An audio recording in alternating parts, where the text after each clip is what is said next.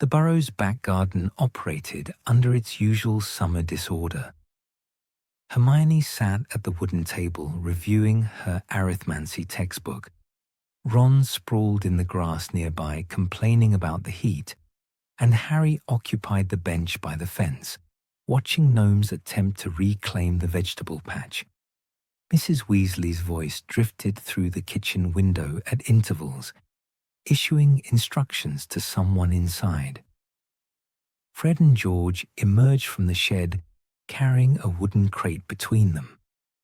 They set it down with exaggerated care near the garden center, exchanging looks that suggested either triumph or imminent disaster. "Right then," Fred announced, "we need 3 volunteers." "Volunteers for what?" Ron asked, without moving from his position.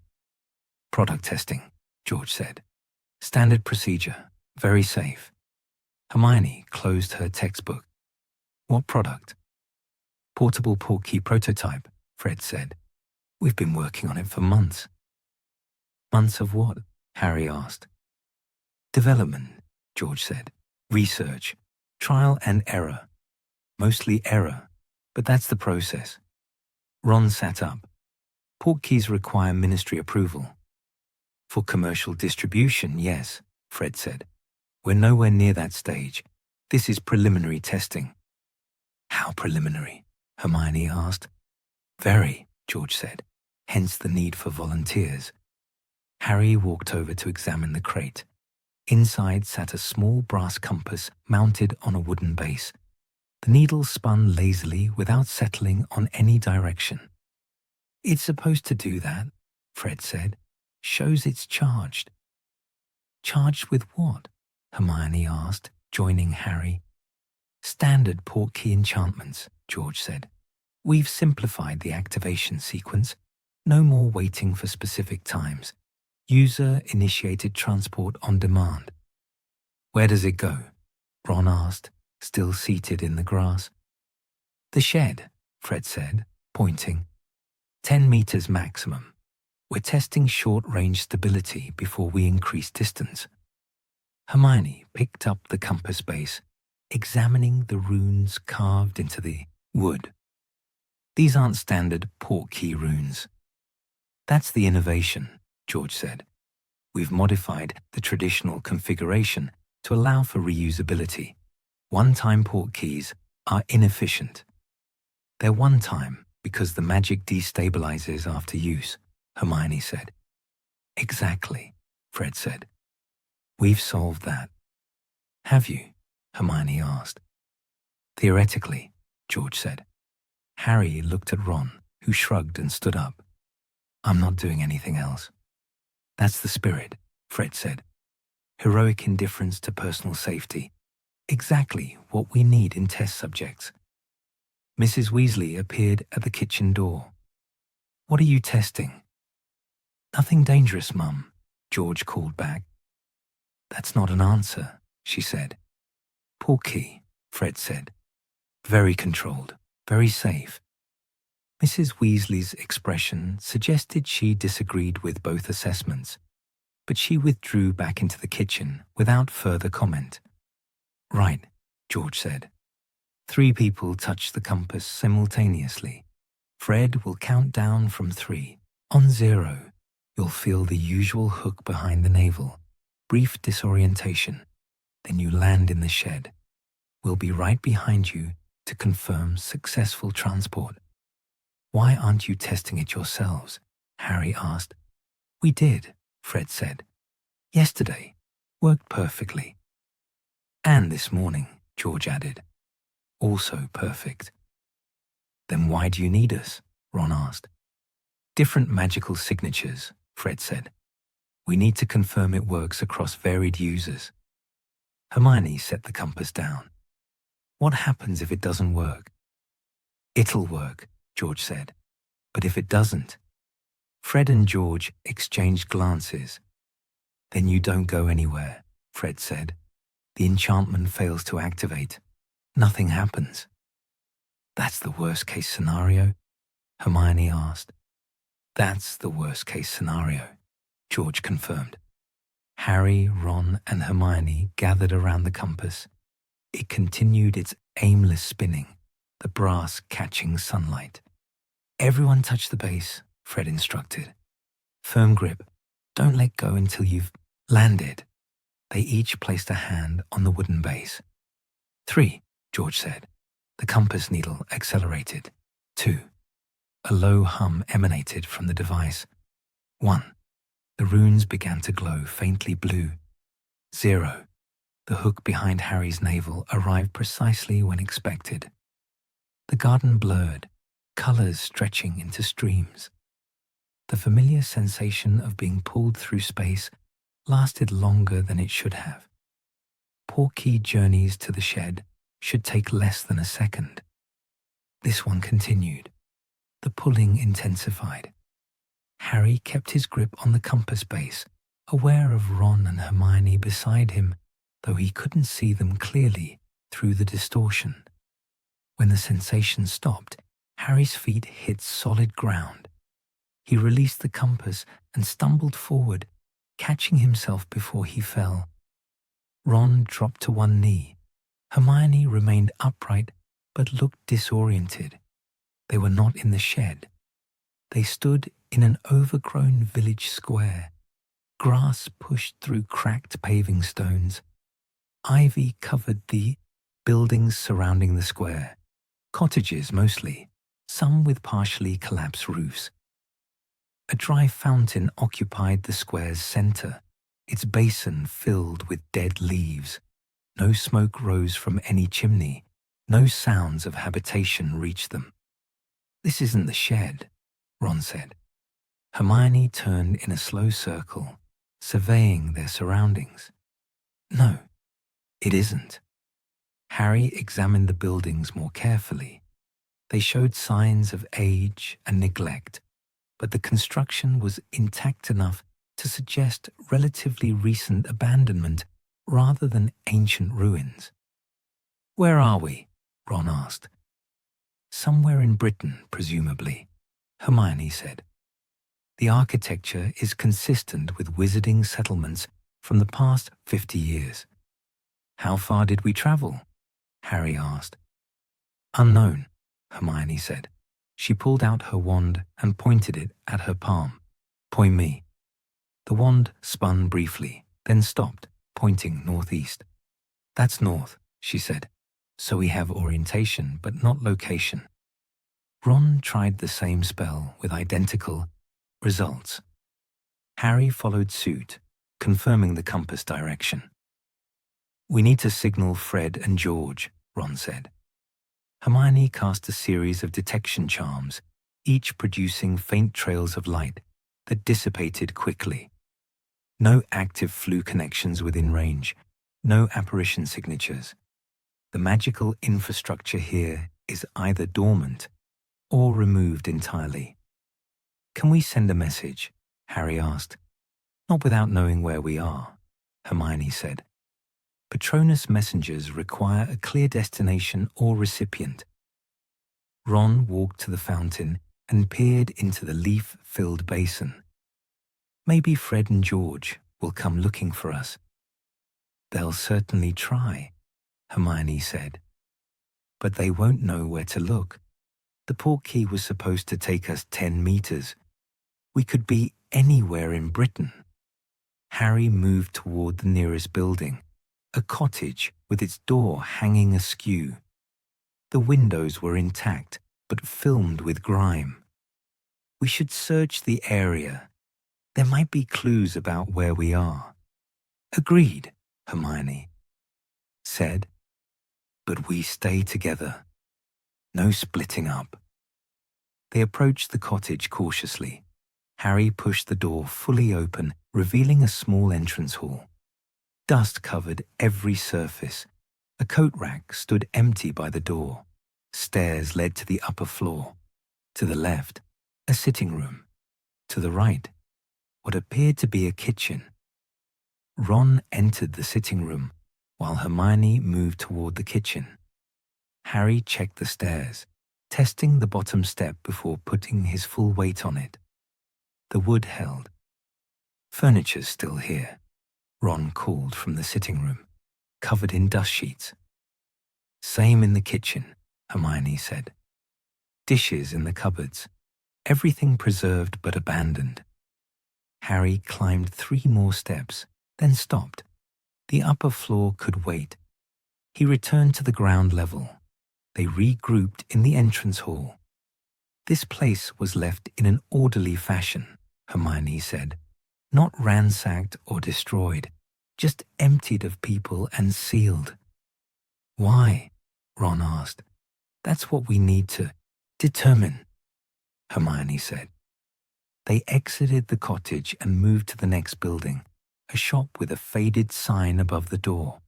The sign's text had weathered away, leaving only the outline of letters. Inside, empty shelves lined the walls. A counter stood near the back.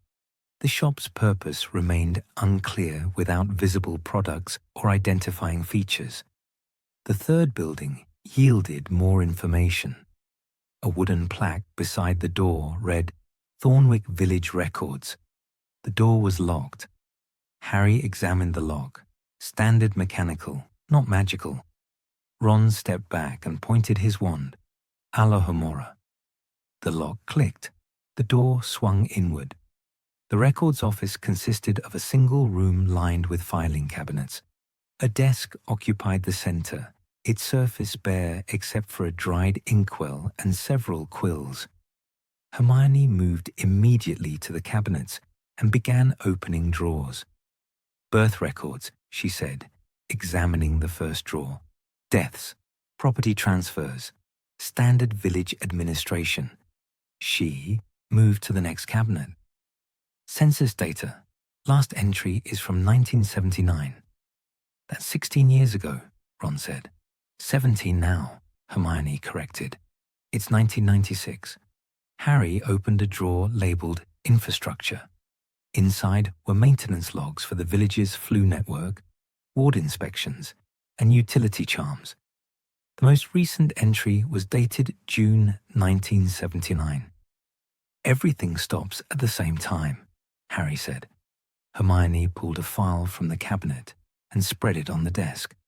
Population at closure, 83 residents, 42 adults, 41 children. Closure, Ron asked. Not evacuation or abandonment. The documentation uses closure, Hermione said, reading further. No explanation for why. Just a notation that the village was closed by ministry order and all residents relocated. Where were they relocated? Harry asked.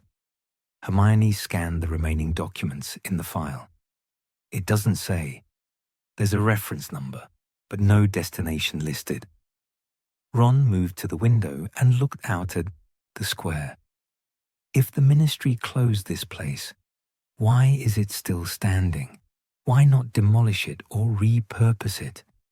Unknown, Hermione said. But the fact that it's preserved suggests they might have intended to return or reopen it. 17 years is a long time to leave a place empty, Harry said. They continued searching the records office, but found no additional information about the closure or the residents' relocation. The files documented ordinary village life, births, marriages, minor disputes, maintenance schedules, then stopped abruptly mid-year. When they finished searching the building, they returned to the square. The sun had moved noticeably since their arrival, casting longer shadows across the paving stones. We need to establish a base, Hermione said, somewhere defensible with access to supplies. The first cottage seemed intact, Ron said. They returned to the cottage and conducted a more thorough search. The upper floor contained 3 bedrooms, all furnished and preserved under dust sheets. The kitchen held preserved food in enchanted containers, bread that hadn't molded, cheese that remained fresh, vegetables that showed no decay. Stasis charms, Hermione said, examining a jar of preserves. Military grade. These will remain edible indefinitely. Ron opened another cupboard and found tea, sugar, flour, and other dry goods similarly preserved. At least we won't starve.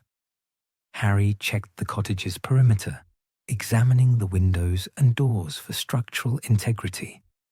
Everything appeared sound. The building had weathered 17 years of abandonment remarkably well. As the sun approached the horizon, they gathered in the cottage's sitting room. Hermione lit the fireplace with a simple charm. The logs had been treated with preservation spells and burned cleanly. "We attempt standard emergency protocols tomorrow," Hermione said. "Signal flares, messenger spells, anything that might alert the Ministry or other wizards to our location." "And if those don't work?" Ron asked. "We explore the village more thoroughly," Hermione said.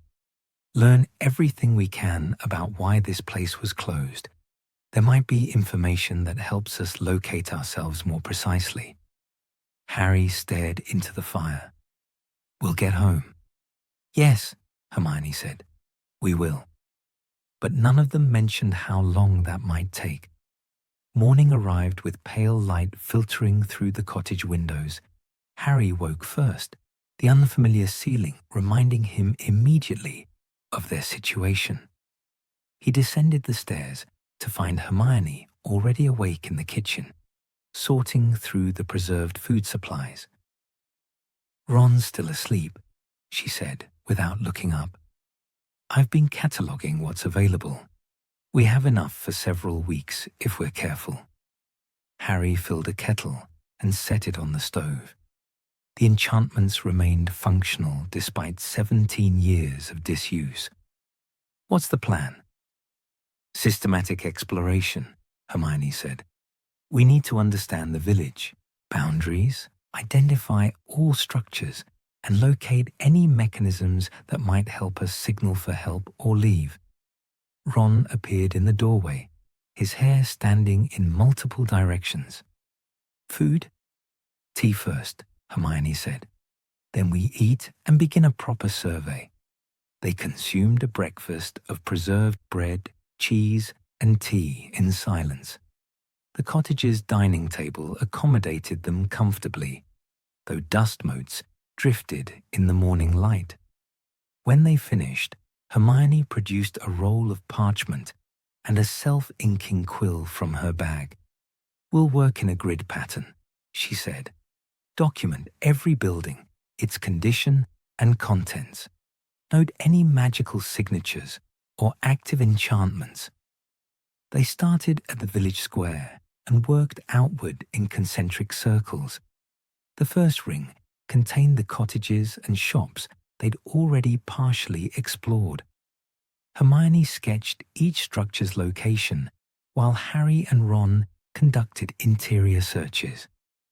The second cottage proved similar to their base: furnished, preserved, abandoned in apparent order. The third showed more damage, with a partially collapsed roof and water damage to the ground floor. The fourth stood intact but empty, its contents removed before abandonment. "Inconsistent," Hermione noted. "Some places were cleared, others left furnished."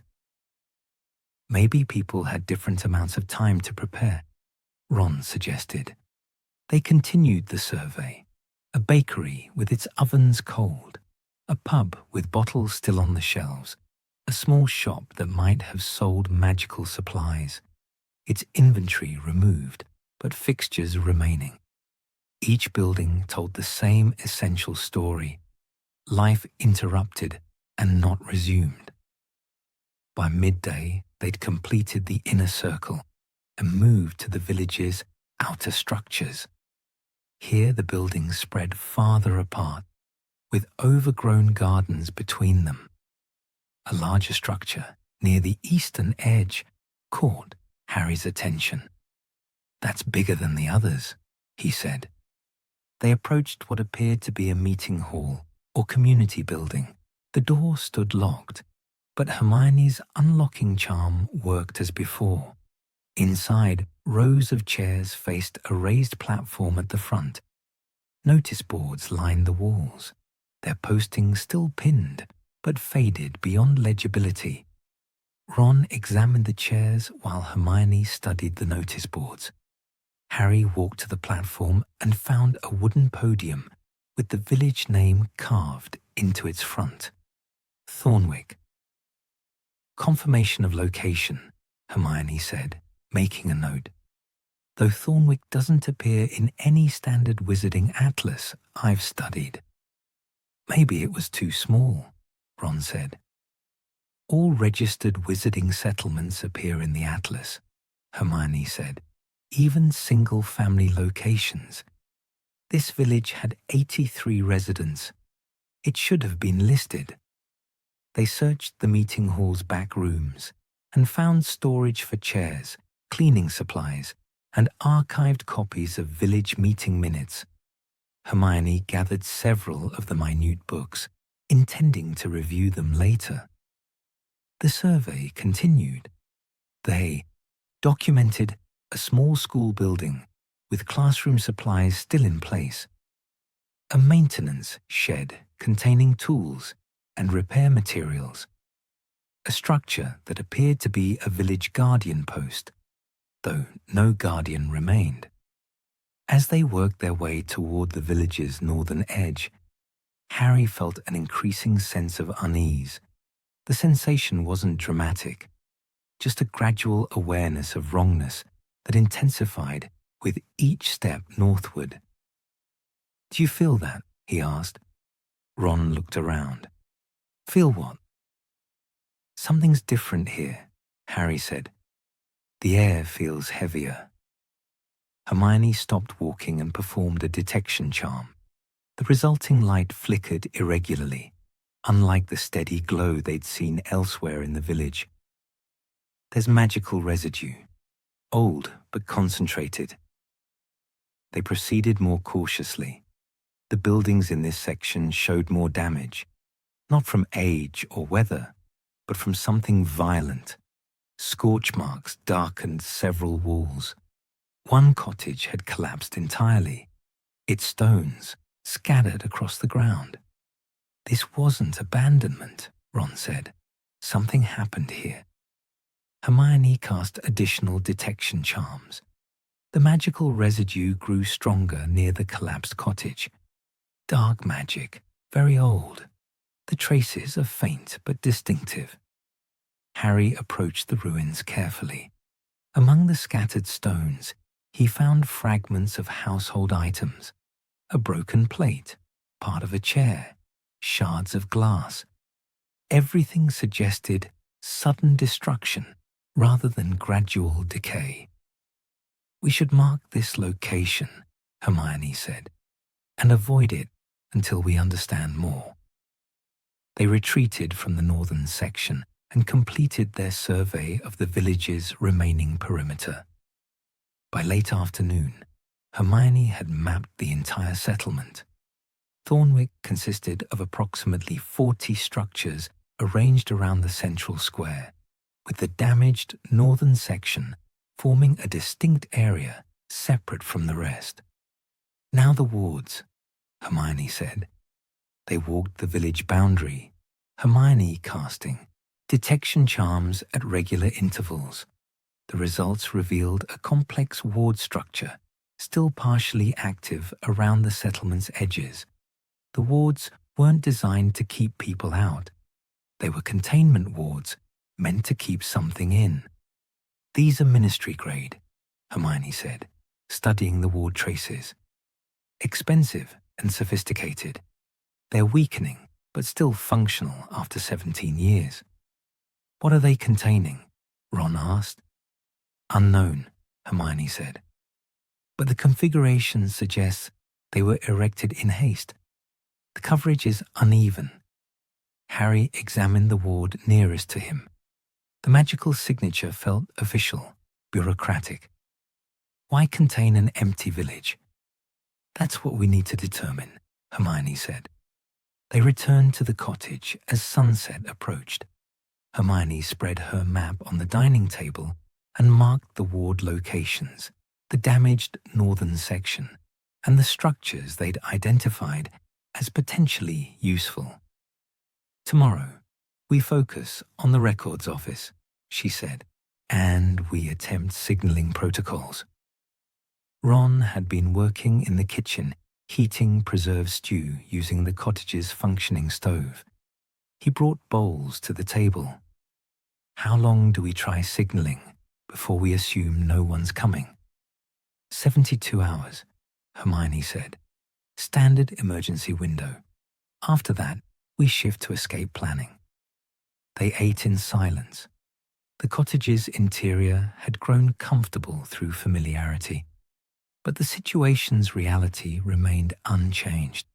They were stranded in an abandoned village with no clear means of escape or communication. After dinner, Hermione retrieved the village meeting minutes she'd collected from the community hall.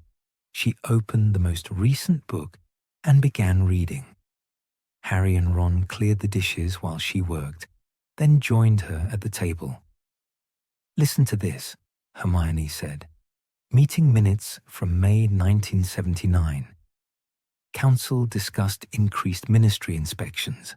Residents expressed concern about official interest in northern properties. Guardian reported additional patrol requests from ministry representatives." "What kind of interest?" Harry asked. "It doesn't specify," Hermione said. "But the following month's minutes mention ministry acquisition of northern parcels for undisclosed purposes. Then there are no more minutes. The next entry should be July 1979. But the book ends." Ron leaned back in his chair. "The ministry bought property in the northern section, right before everyone left." "And that's the section with dark magic residue," Harry said. Hermione continued reading older minutes. "The village was ordinary before 1979.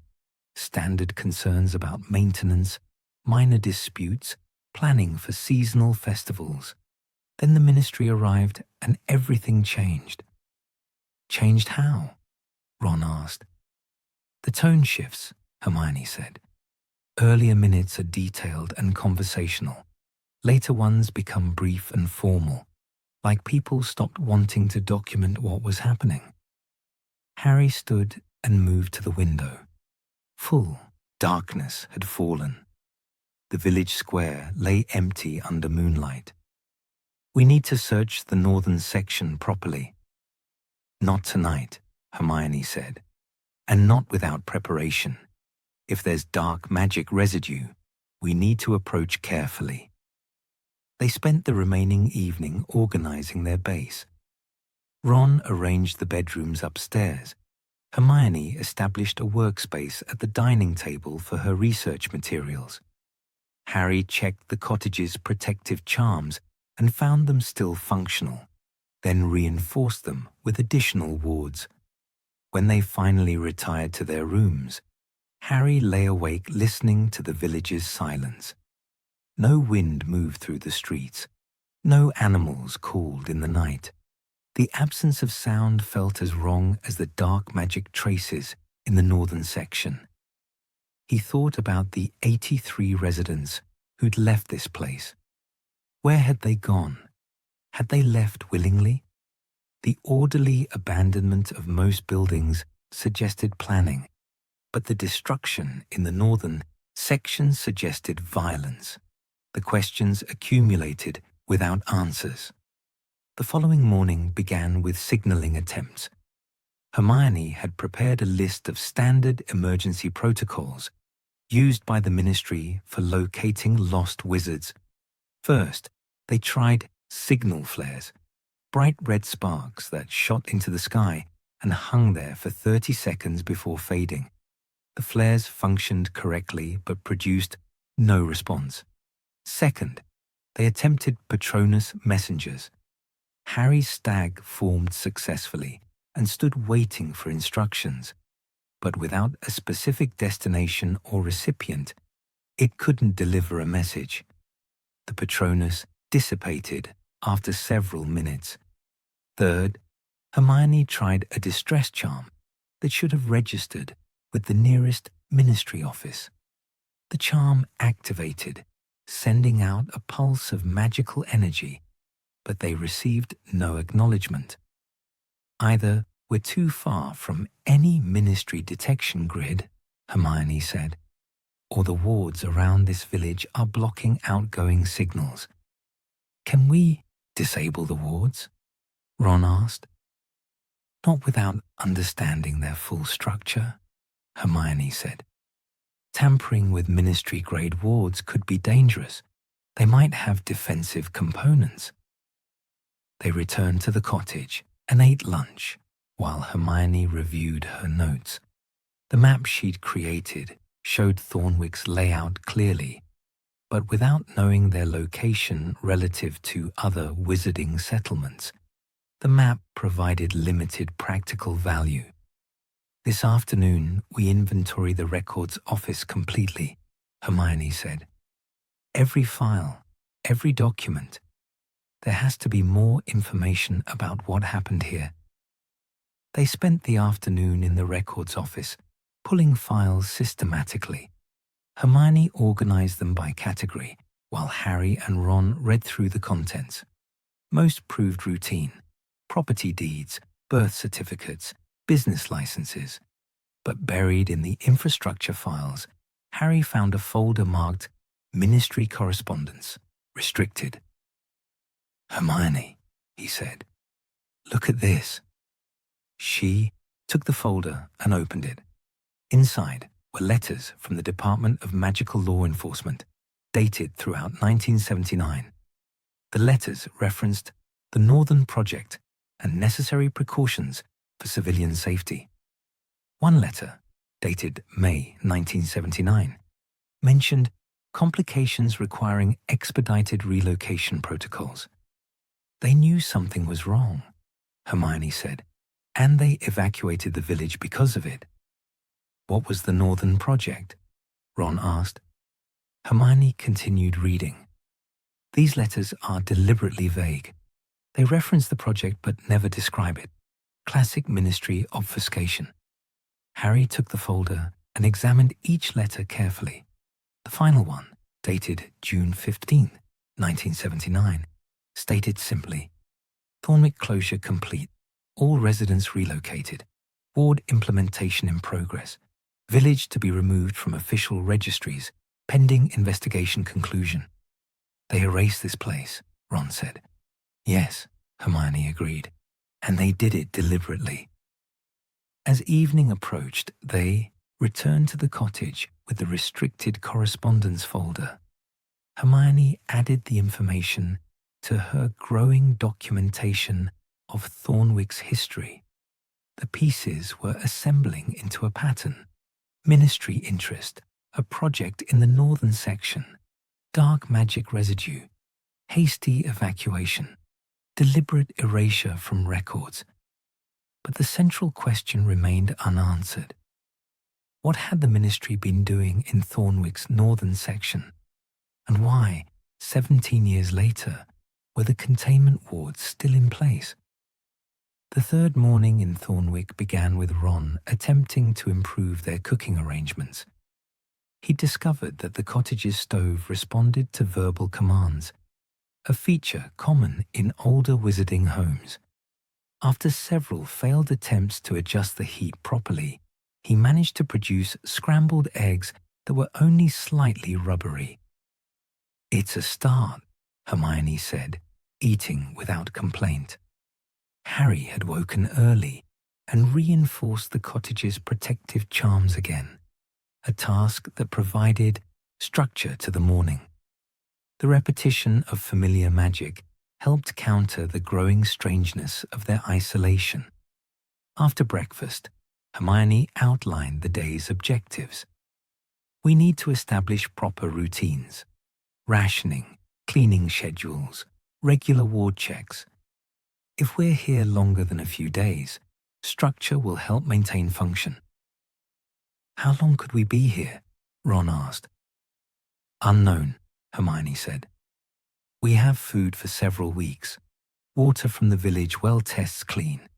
The cottage is weatherproof. We can sustain ourselves indefinitely if necessary, though I don't believe it will come to that. Harry cleared the breakfast dishes, while Hermione created a schedule on parchment. She divided the day into blocks: morning exploration, afternoon research, evening maintenance. Each task received specific time allocation and assigned responsibility. "We'll rotate duties," she said. "No one gets stuck with the same job repeatedly." Ron examined the schedule. "You've listed ward, inspection twice daily." "The containment wards are weakening," Hermione said.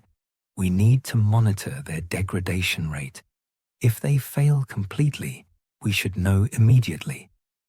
"Why?" Harry asked. "Because if they're containing something, we want warning before that something is released," Hermione said.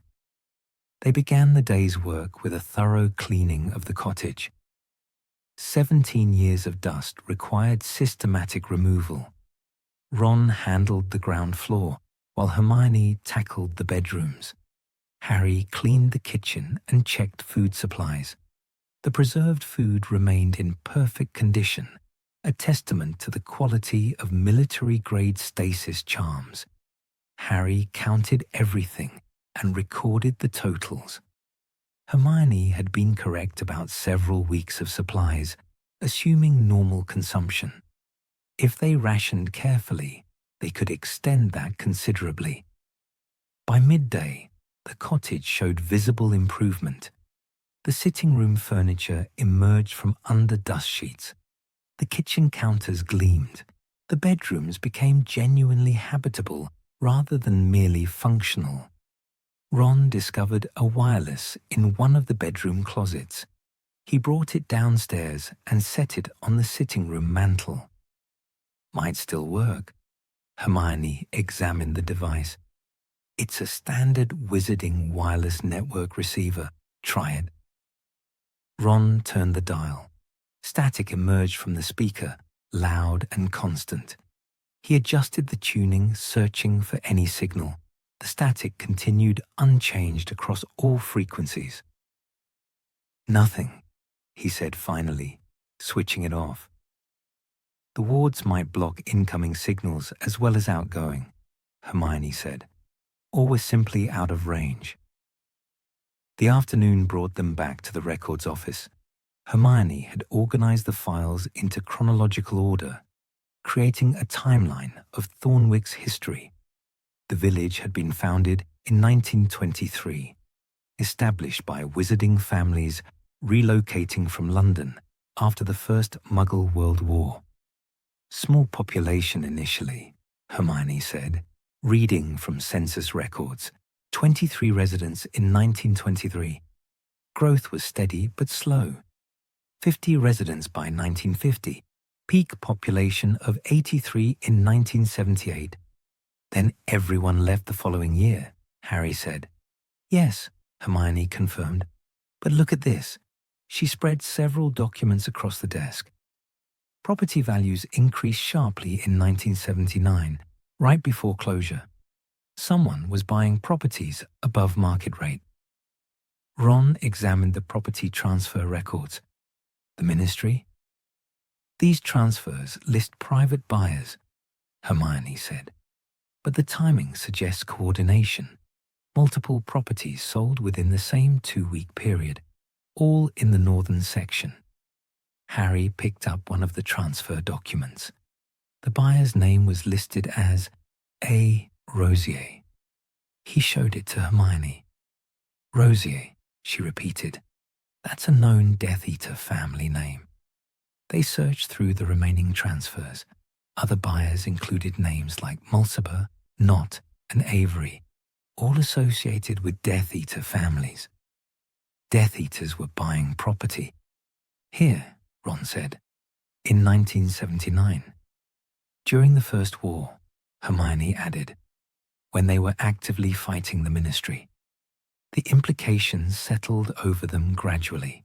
Death Eaters acquiring property in a small wizarding village, the Ministry showing sudden interest, dark magic residue in the northern section, hasty evacuation and deliberate erasure. They were doing something here, Harry said. Some kind of experiment or operation. And the Ministry found out, Hermione continued, evacuated the civilians and locked the place down. But didn't destroy it, Ron noted. Why not? Evidence, Hermione suggested. Or they couldn't safely dismantle whatever was created. The containment wards suggest ongoing danger. They spent the remainder of the afternoon searching for additional documentation. The records office yielded no more restricted correspondence, but they found maintenance logs that recorded increasing magical disturbances in the northern section during spring 1979. Guardian reports unusual magical signatures, Hermione read from a March entry. Recommended Ministry consultation. Residents advised to avoid northern properties. By April, the Guardian's reports became more urgent. Protective enchantments requested for village perimeter. Ministry representative dispatched for assessment. The final entry, dated May 30th, 1979, stated simply, Ministry has assumed control of northern section. Village Guardian services no longer required. They replaced the local Guardian with Ministry personnel, Harry said. Then evacuated everyone 2 weeks later, Hermione finished. When they returned to the cottage that evening, the accumulating information created a clearer picture. Thornwick had been used by Death Eaters for activities significant enough to warrant Ministry intervention and permanent closure.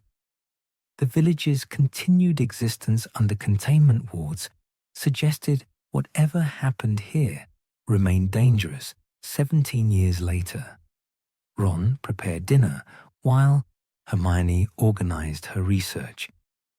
Harry conducted the evening ward inspection, walking the village perimeter and checking the containment barriers.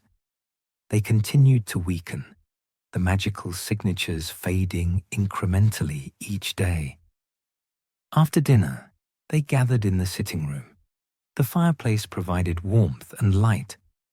Outside, darkness settled over the empty village. We need to search the northern section properly, Harry said. That's where the answers are. I know, Hermione said, but we need to prepare correctly. Dark magic residue can be dangerous even decades later. We should review protective spells and approach systematically. Tomorrow, Ron asked. Tomorrow, Hermione agreed. They spent the evening reviewing defensive magic. Hermione quizzed them on shield charms, counter curses, and detection spells. Ron practiced disarming techniques. Harry worked through the movements for Protego until they became automatic again. We stay together, Hermione said. No one investigates, alone. If we encounter anything dangerous, we retreat immediately. When they finally went to bed, Harry found sleep difficult. The cottage had become familiar, almost comfortable, but the knowledge of what lay in the northern section created persistent unease. Dark magic experiments conducted by Death Eaters during wartime, an entire village evacuated to contain the results. What exactly had they created here? The fourth morning arrived with heavy clouds. Rain threatened, but didn't materialize. They ate breakfast quickly, reviewing their plan for the northern section exploration. We start with the perimeter, Hermione said. Document everything from a safe distance before we approach any structures directly. They armed themselves with wands and Hermione's detection equipment, charmed instruments that would register magical residue types. The walk to the northern section took 10 minutes from the cottage, time Harry used to mentally prepare for whatever they might find. The difference between Thornwick's inhabited areas and the northern section became apparent immediately. The damaged cottages they'd seen before were just the beginning. Deeper into the section, the destruction intensified. Collapsed buildings, scorched earth. Even the vegetation grew differently here, twisted and sparse. Hermione cast detection charms at regular intervals. The instruments registered dark magic consistently, though the signatures varied. Multiple curse types, she said. Blasting curses, cutting hexes, something that reads like fiend fire residue. Fiend fire, Ron said. That's extremely dangerous. It was, Hermione corrected. This residue is old. The actual fire is long gone. They moved carefully through the wreckage. Most structures in this section had been reduced to foundations and scattered stones. Anything wooden had burned completely. Metal fixtures showed heat damage and corrosion. At the section's center, they found what remained of a larger building. Unlike the cottages, this structure had been purpose-built, not residential. Stone walls still stood to shoulder height in places. The floor plan suggested multiple rooms and a basement level. This was the project site, Hermione said. Whatever they were doing happened here. They circled the ruins, documenting everything. Harry noticed symbols carved into some of the remaining stones. Dark magic runes he recognized from defense against the dark arts classes. They'd been part of complex ritual magic. Don't touch anything, Hermione warned. Even inactive dark magic artifacts can be dangerous. Ron pointed to the building's western corner. There's a stairway. Goes down. A stone staircase descended into darkness, where the basement level remained partially intact. Hermione approached cautiously and cast Lumos. The light revealed steps leading down approximately 3 meters before the passage was blocked by collapsed ceiling. The basement might have survived, she said, but we'd need to clear the collapse to access it. Should we? Harry asked. Hermione considered. Not immediately. We should document the surface level first, then decide if basement access is worth the risk. They continued their survey. Scattered among the ruins were fragments of magical equipment, broken cauldrons, shattered glass vessels, twisted metal frames that might have held experimental subjects. Everything suggested magical research of a dangerous nature. Near the eastern edge of the ruined building, Ron found a metal plate partially buried in rubble. He cleared away the debris carefully and revealed an engraved identification marker. Department of Mysteries, Experimental Division, Project Obscurus. Department of Mysteries, Hermione repeated. This was an official ministry project? Or they took it over after shutting down the Death Eaters? Harry suggested. Project Obscurus, Ron read again. What's an Obscurus? A dark magical force, Hermione said, created when young wizards suppress their magic due to trauma or abuse. Extremely dangerous and usually fatal to the host. They stared at the identification plate. They were experimenting with obscurials, Harry said slowly. Here, in this village. That's why they evacuated everyone, Hermione said, and why the containment wards are still active. Obscurus manifestations are unpredictable and destructive. The implications were staggering. Death Eaters conducting experiments on obscurials during the war, the ministry discovering it, evacuating civilians, then possibly continuing the research themselves. The entire village sealed and erased to hide the project's existence. "We need to document everything," Hermione said. "Every piece of evidence. This can't stay hidden." They spent the next several hours photographing the ruins using Hermione's camera, cataloguing artifacts and recording their locations. The identification plate received particular attention. Hermione made rubbings of all the carved runes they found. By afternoon, they'd created a comprehensive record of the northern section. The evidence clearly indicated organized magical experimentation of a prohibited nature. Whether Death Eaters or the Ministry bore primary responsibility remained unclear, but the project's existence was undeniable. As they prepared to leave, Harry felt the pulling sensation again, the wrongness he'd experienced on their first approach to this area. Now, knowing what had happened here, the sensation made sense. Dark magic left traces that sensitive individuals could detect. The suffering and death involved in Obscurus research would have saturated this location. They returned to the cottage as rain finally began, light but steady. Inside, Hermione spread their documentation across the dining table. "Tomorrow, we attempt to access the basement," she said. "If any record survived, they'd be underground where fire couldn't reach." "And if we find them?" Ron asked. "We preserve everything," Hermione said. "And when we escape, we make sure this information reaches people who will act on it." That night, Harry lay awake, listening to rain on the cottage roof. The village's secret had been revealed, at least partially. Thornwick wasn't just an abandoned settlement. It was a crime scene, deliberately hidden, where people had suffered and died for magical experiments. The Ministry had known. They'd closed the village, erected containment wards, and erased it from official records. But they'd left everything intact, preserved under magical barriers.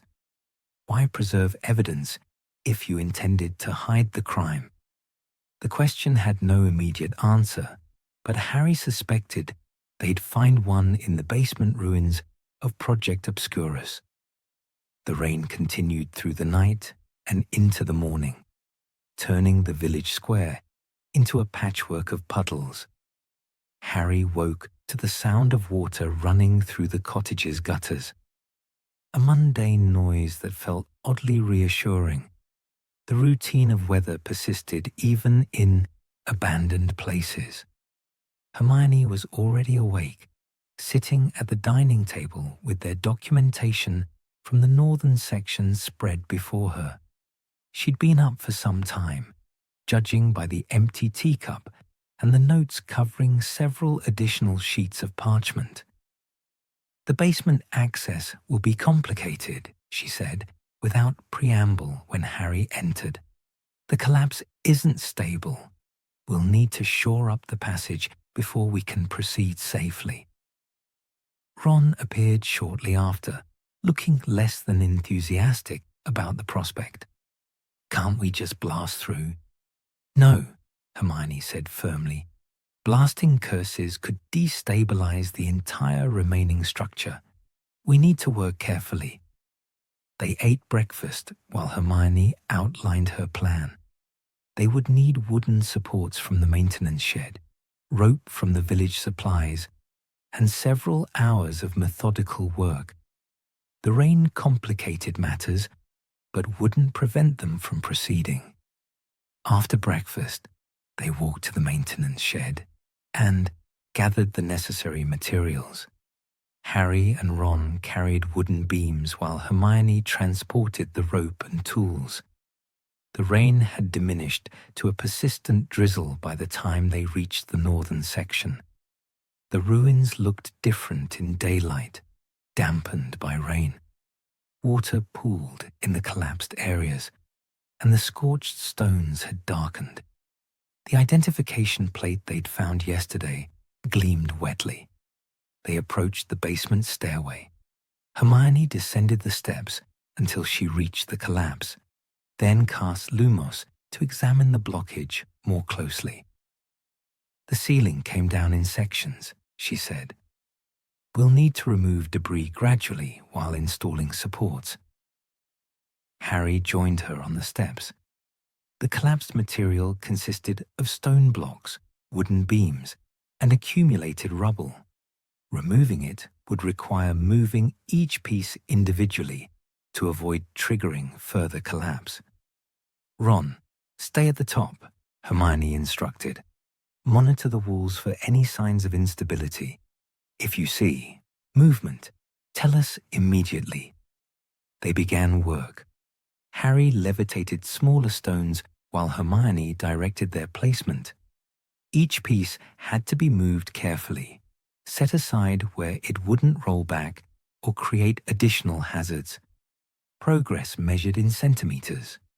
After an hour, they'd cleared enough space to install the first support beam. Hermione positioned it precisely, wedging it between the steps and the partially intact ceiling. She tested its stability before proceeding. This will take most of the day, she said. She was correct. They worked through the morning and into the afternoon, removing rubble and installing supports in alternating sequence. Ron spelled them periodically, descending to continue the work while Harry or Hermione rested above. The physical labor provided distraction from their isolation. Harry found the repetitive nature of the work almost meditative. Levitate stone, position carefully, set aside, repeat. His muscles protested, but the tangible progress felt satisfying. By late afternoon, they'd cleared enough passage to see the basement floor. The space beyond appeared largely intact, protected from the fire that had consumed the structure above. Hermione's Lumos revealed what looked like an office or laboratory workspace.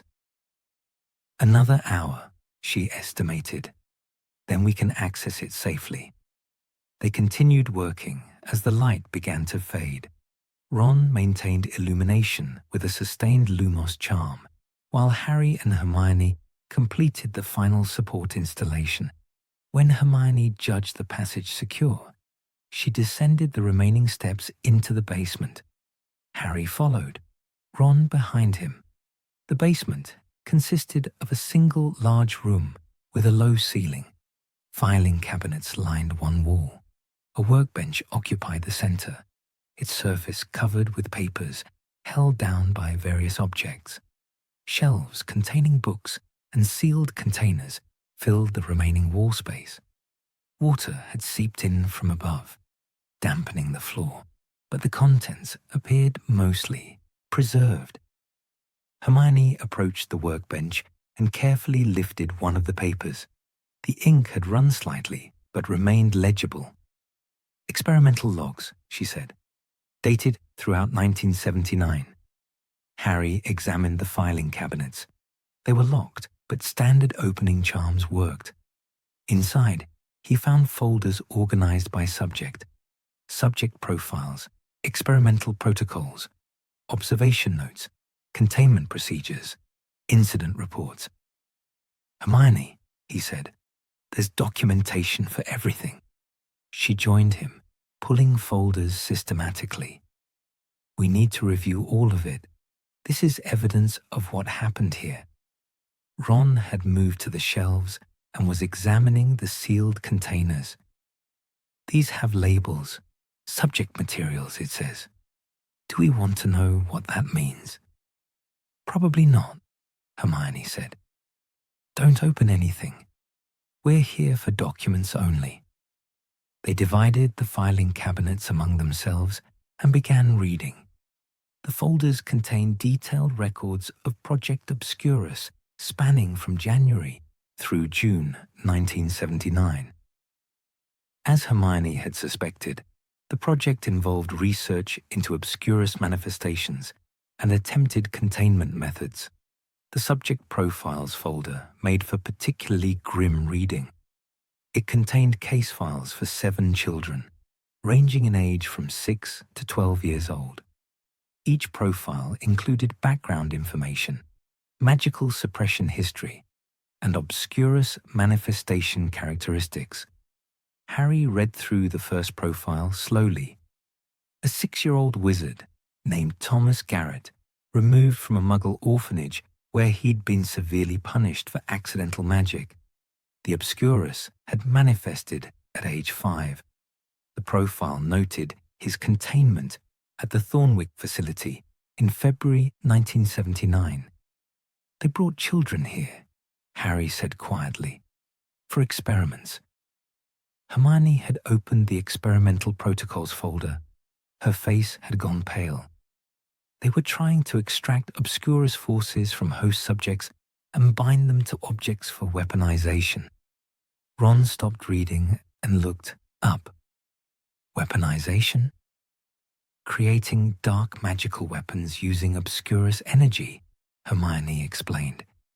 It's theoretically possible, but would require killing the host children. The obscurus can only be separated through the host's death.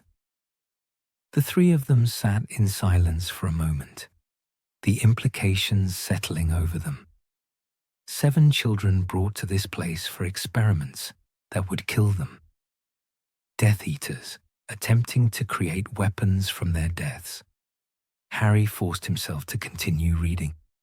The remaining subject profiles followed similar patterns.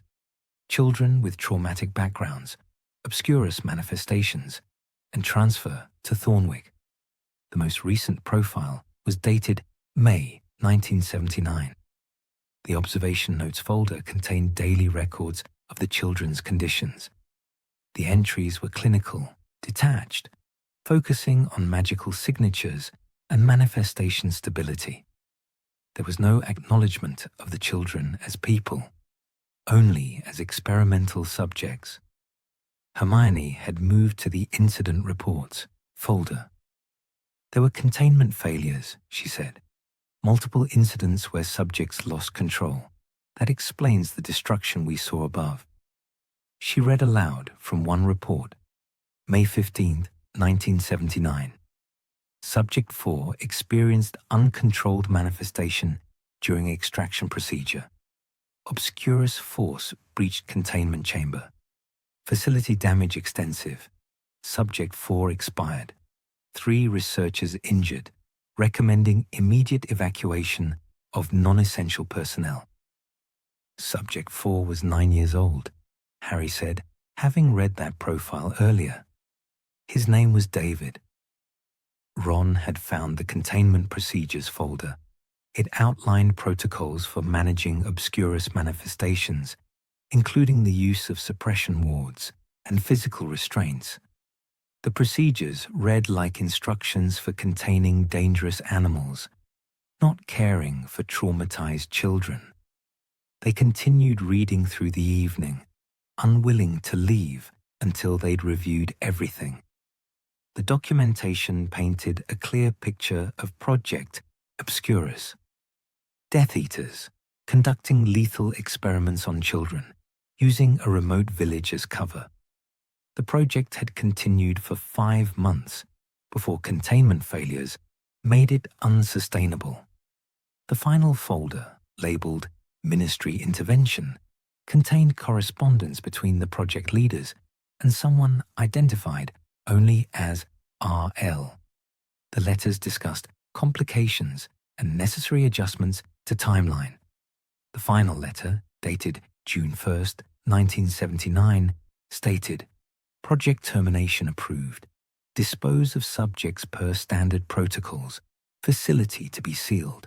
All evidence to be secured, pending future review. They terminated the project, Hermione said. And dispose of subjects means they killed the remaining children, Harry finished.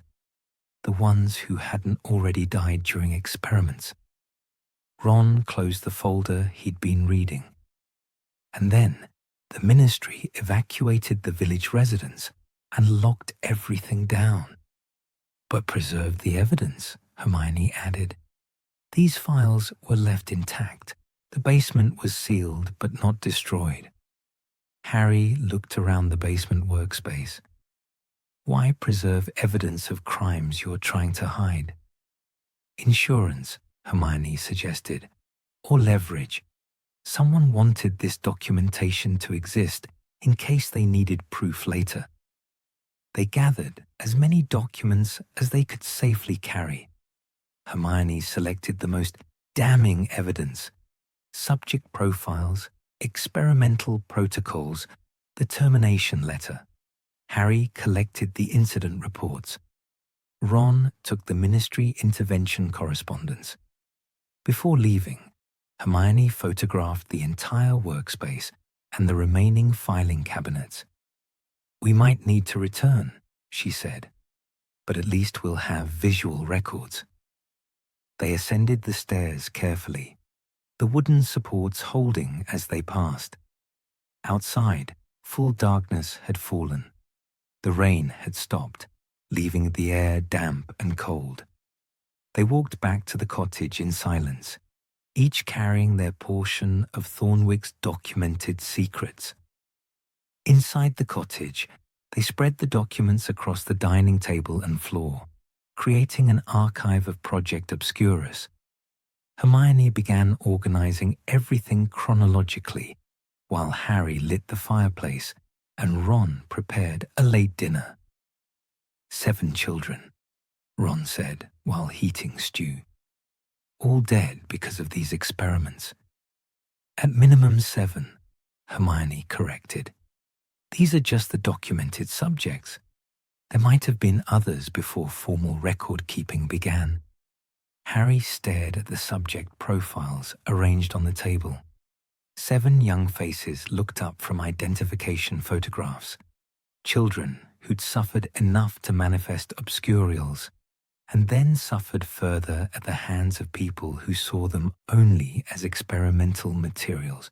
Thomas Garrett, age 6. Sarah Mitchell, age 8. David Carrow, age 9. Emma Rosier, age 7. Michael Travers, age 10. Anna Yaxley, age 12. Jonathan Bones, age 11. Rosier and Yaxley, Harry said. Those are Death Eater family names.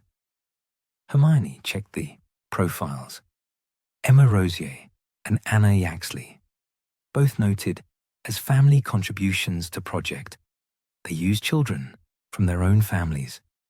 The callousness was staggering. Death Eater families contributing their own traumatized children to lethal experiments. The children's lives valued only for what their deaths might produce. They ate dinner without appetite, the documentation surrounding them. Afterward, Hermione created a summary document listing key findings: project dates, subject identities, experimental procedures, termination protocols, and ministry involvement. "When we escape," she said, "this goes directly to the appropriate authorities." "What authorities?" Ron asked. The ministry was involved. They helped terminate the project and cover it up. "Someone outside the ministry then," Hermione said. "The Daily Prophet, international wizarding organizations.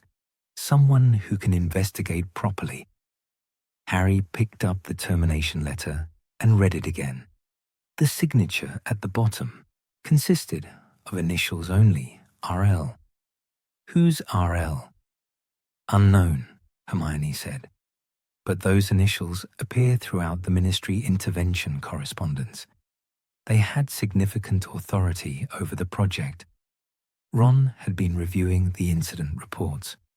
The May 15th containment failure was the catalyst for everything that followed. After that, they evacuated non-essential personnel, then terminated the project 2 weeks later. "The damage from that incident is what we saw in the northern section," Hermione said. One 9-year-old child losing control created destruction visible 17 years later. The magnitude of Obscurus' power explained why the containment wards remained necessary. Even with all subjects dead and the facility destroyed, Residual magical energy posed ongoing danger. As the evening wore on, exhaustion caught up with them. They'd spent the entire day in physically and emotionally demanding work. Hermione organized the documents into protective folders, while Harry and Ron cleaned up from dinner. "Tomorrow we rest," Hermione said. "We've pushed hard for 4 days. We need recovery time." Harry appreciated the practical thinking. They were stranded indefinitely. Burning out quickly would help no one. "Agreed." Ron had moved to the window and was looking out at the dark village. "Do you think anyone's looking for us?" "Fred and George certainly reported the malfunction," Hermione said. "Your parents will have contacted the ministry. They're looking, but they don't know where to look."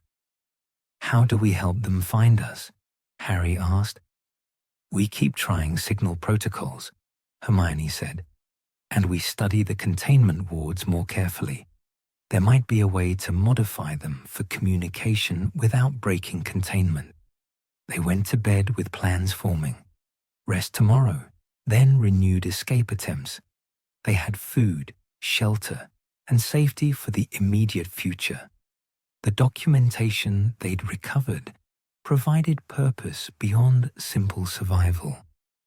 When they did escape, they'd carry evidence that couldn't be ignored or suppressed. Harry lay awake thinking about the 7 children who died here. Their profiles had included brief personal details, favorite activities, fears, small moments of personality buried in clinical documentation. Thomas liked drawing. Sarah was afraid of the dark. David collected stones. Emma sang quietly to herself. Michael read constantly. Anna asked questions about everything. Jonathan wanted to learn to fly. Children who deserved protection, care, and healing. Instead, they'd received pain, exploitation, and death. Their suffering converted into experimental data. Their lives valued only for what magical energy their deaths might yield. The injustice of it burned in Harry's chest. He thought about his own childhood at the Dursleys, the suppression and punishment he'd endured. Under slightly different circumstances, he might have manifested an obscurus himself. He might have ended up at a place like Thornwick, in the hands of people, like the project researchers. The thought kept him awake long into the night. The 5th morning brought clearer weather. Sunlight reached the cottage windows, warming the sitting room. They woke later than usual, bodies demanding the rest Hermione had prescribed. Breakfast proceeded slowly, without urgency. They'd achieved what they'd set out to do in the northern section. The documentation was secured. Today allowed for recovery and planning, rather than immediate action. "We should review the wards systematically," Hermione said. "Map their exact configuration and look for modification possibilities." "This afternoon," Harry suggested.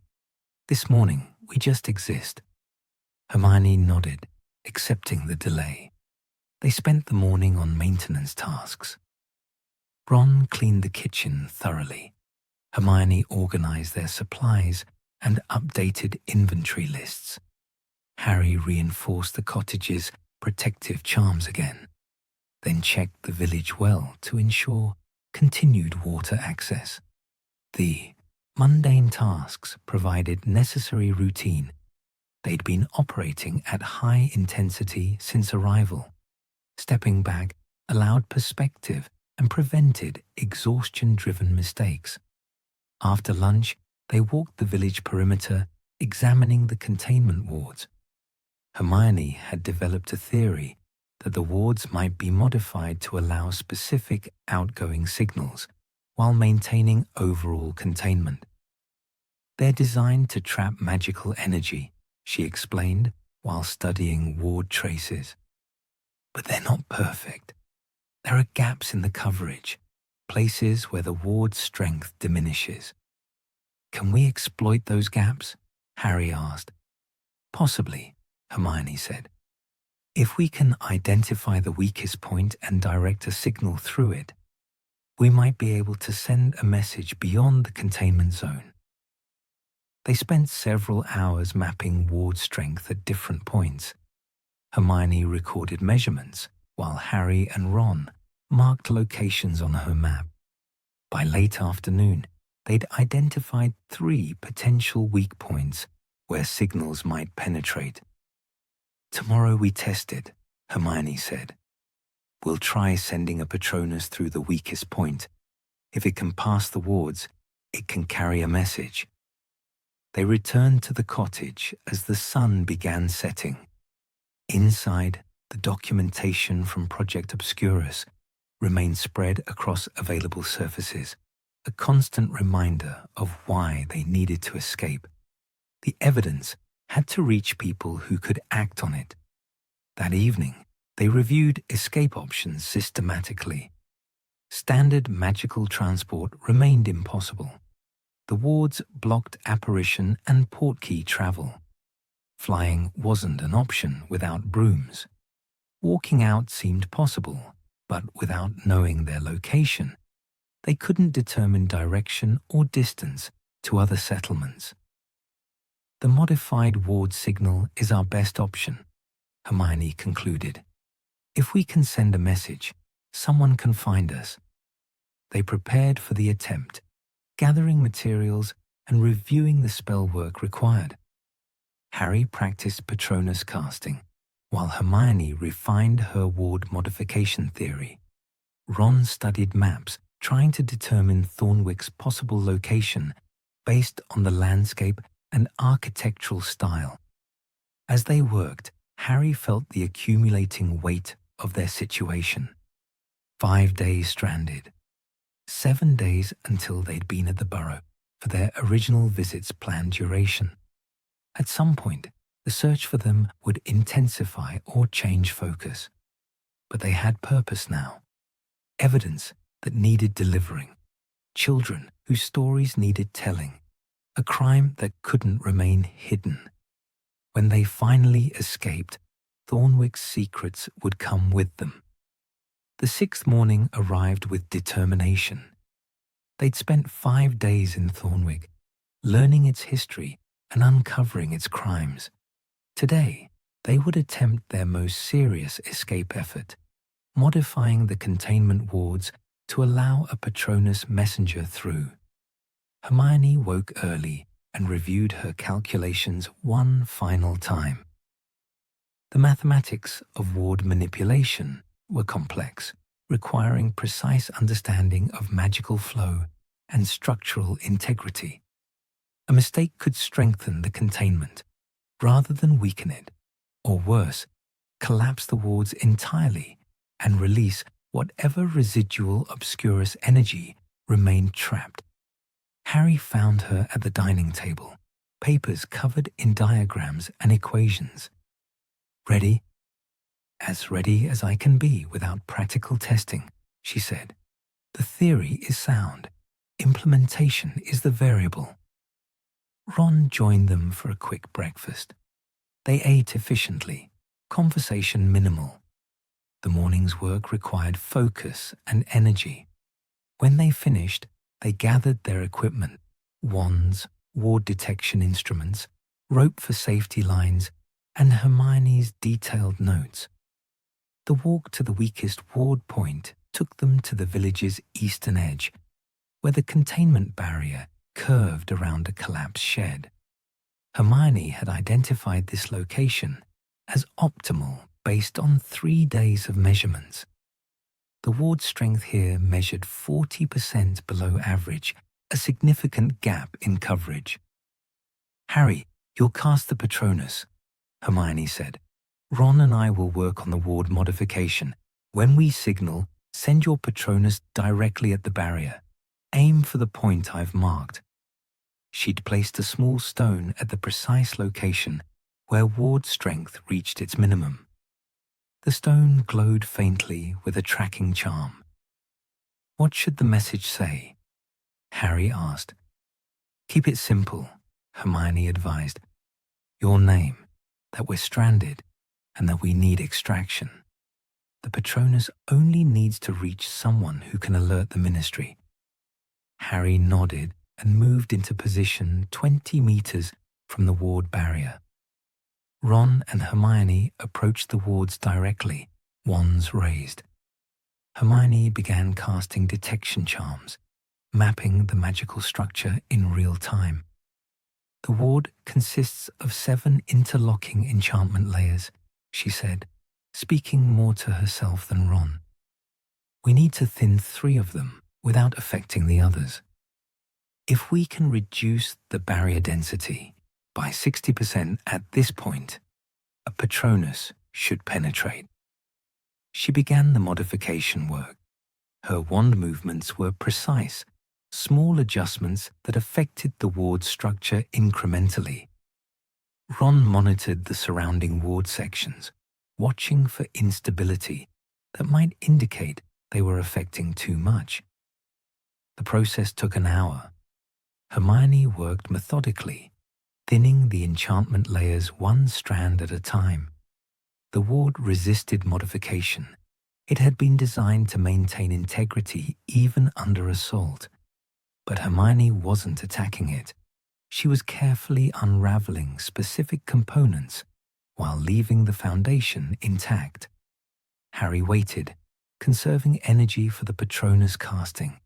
He thought about happy memories, preparing the emotional foundation the charm required.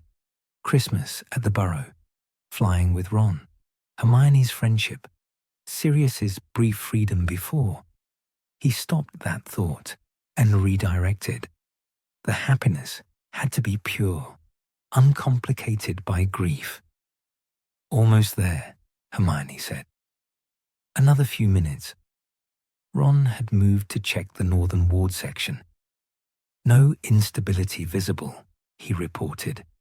"The containment is holding everywhere else." Hermione completed the final modification. The ward at the marked point had thinned visibly, the magical barrier now showing an almost transparent section where it had been opaque before. "Now, Harry," she called. Harry raised his wand. "Expecto Patronum." The stag burst forth, silver and solid. Harry focused on the message. "Harry Potter, stranded in abandoned village, require extraction." He directed the Patronus toward the thinned ward section. The stag galloped forward and struck the barrier. For a moment, resistance held. The Patronus pressed against the ward, silver light meeting magical containment. Then, slowly, the stag began to penetrate.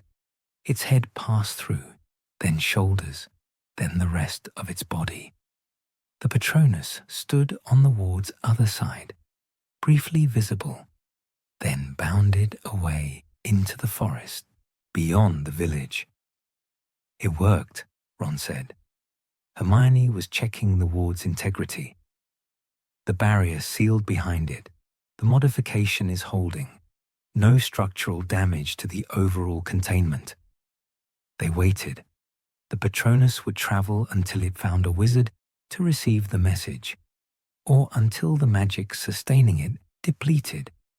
Either way, they'd done what they could. After 30 minutes with no response, they returned to the cottage. The attempt had been successful in penetrating the ward, but whether the message reached anyone remained unknown. "We wait," Hermione said. "Give it time for someone to receive the message, alert the proper authorities, and organize a retrieval." "How long?" Ron asked. "Unknown," Hermione admitted. "Could be hours, could be longer if the Patronus had to travel far to find someone." They spent the afternoon on quiet tasks. Ron worked in the kitchen, experimenting with the preserved ingredients to create variations on basic meals. Hermione reviewed their documentation of Project Obscurus, ensuring everything was organized for eventual handover to authorities. Harry conducted a perimeter check, more for something to do than necessity. Evening arrived without rescue. They ate dinner in subdued mood, not quite disappointed, but aware that escape might take longer than hoped.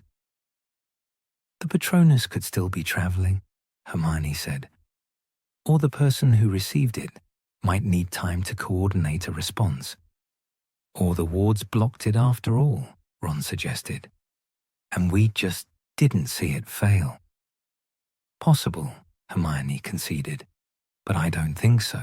The penetration looked successful. They settled in the sitting room after dinner. The cottage had become genuinely comfortable through habitation. The fireplace warmed the space. Their belongings occupied corners and surfaces.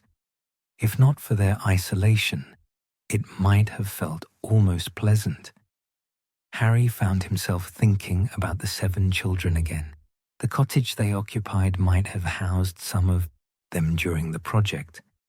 Children kept here, away from the experimental facility, until needed. The thought made the comfortable space feel contaminated. What happens to the documentation when we get out? He asked. Hermione looked up from the notes she'd been reviewing. We find someone trustworthy, someone who'll investigate properly and make the information public. Who? Ron asked. The Ministry covered this up. They evacuated the village, sealed the evidence, and erased Thornwick from maps. Why would they investigate themselves now? Because we'll force them to, Hermione said. We have names, dates, documented evidence of murdered children. That can't be ignored if it becomes public. Can't it? Harry said. They've ignored it for 17 years. The cynicism in his own voice surprised him. But Thornwick had revealed something about the wizarding world's institutions that he couldn't unknow. The Ministry had participated in covering up the deaths of 7 children, not prevented them. The project termination letter suggested they'd known what dispose of subjects meant. They'd helped end the project and hide the evidence rather than prosecute those responsible. We make them investigate, Hermione insisted. We go to the press if necessary. International authorities. Someone will act. Harry wanted to believe her certainty, but the gap between what should happen and what actually would happen felt wider here than anywhere else he'd been. They went to bed with the question unresolved. Tomorrow would be their 7th day in Thornwick. A week stranded, a week of discovery and documentation, a week of confronting crimes that their world had chosen to forget. Harry woke in the early morning hours to a sound he couldn't identify. He lay still, listening. The cottage creaked normally. Wind moved outside. Then the sound came again, distant but distinct. Voices. He rose quickly and went to the window. In the darkness beyond the village square, lights moved, multiple sources, bobbing as they traveled. People approaching. Harry grabbed his wand and descended the stairs. Hermione was already awake, standing in the sitting room with her wand drawn. Ron emerged from his room as Harry reached the ground floor. You heard it too? Harry asked. Voices, Hermione confirmed. From the east, multiple people. They moved to the front door. Harry opened it carefully and looked out. The lights were closer now, perhaps 5 minutes from the village centre. The voices grew more distinct, organised, calling out in what sounded like a search pattern. The Patronus worked, Ron said.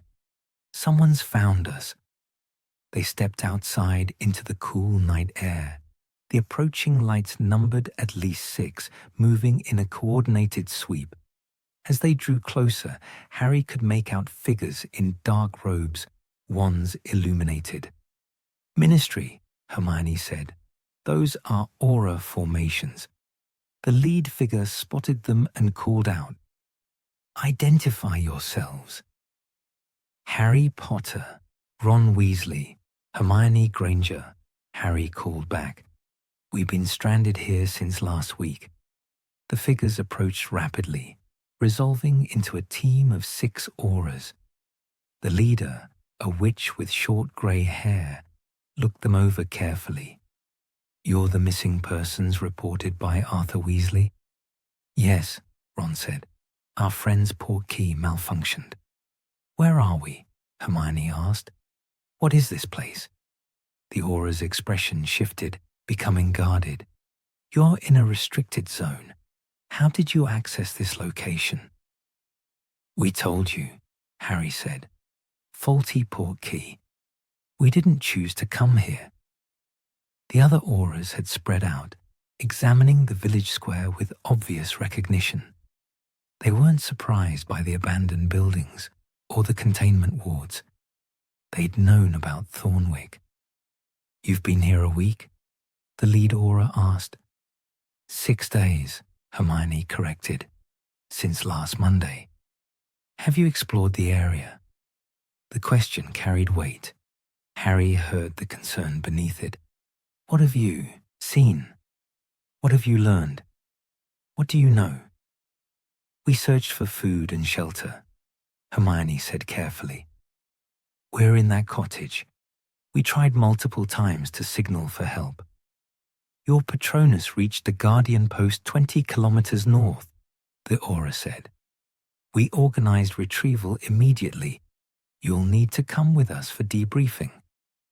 "Of course," Hermione said. "We'll need a few minutes to gather our belongings." "Make it quick," the aura said. "This isn't a location for extended presence."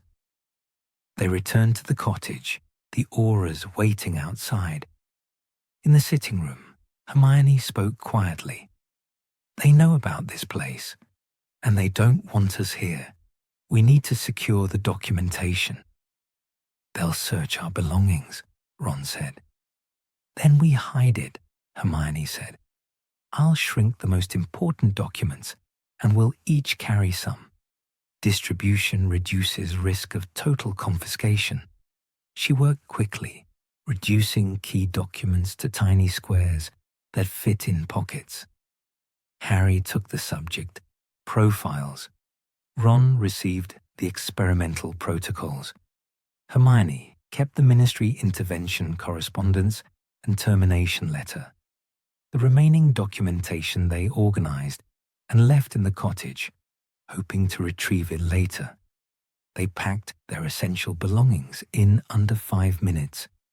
When they emerged, the lead aura gestured toward the village edge.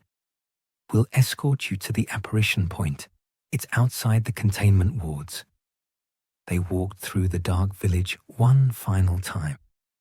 Harry glanced at the northern section as they passed, the ruins invisible in the darkness but present in his mind. 7 children had died there. Their deaths had been documented, filed away, and forgotten, but not any more. At the village boundary, the auras formed up around them. "Sidelong apparition," the lead aura instructed. "Stay close to your assigned aura." Harry found himself paired with a younger aura who looked barely older than himself. The man's grip was firm but not aggressive. "Ready?" Harry nodded. The compression of apparition seized him. Darkness, pressure, the sensation of being forced through a narrow space. Then release, cool air, and the feeling of different ground beneath his feet. They'd arrived in what appeared to be a ministry facility. Grey stone walls, official notices on a bulletin board, multiple doors leading to various offices. The auras guided them down a corridor to a waiting room.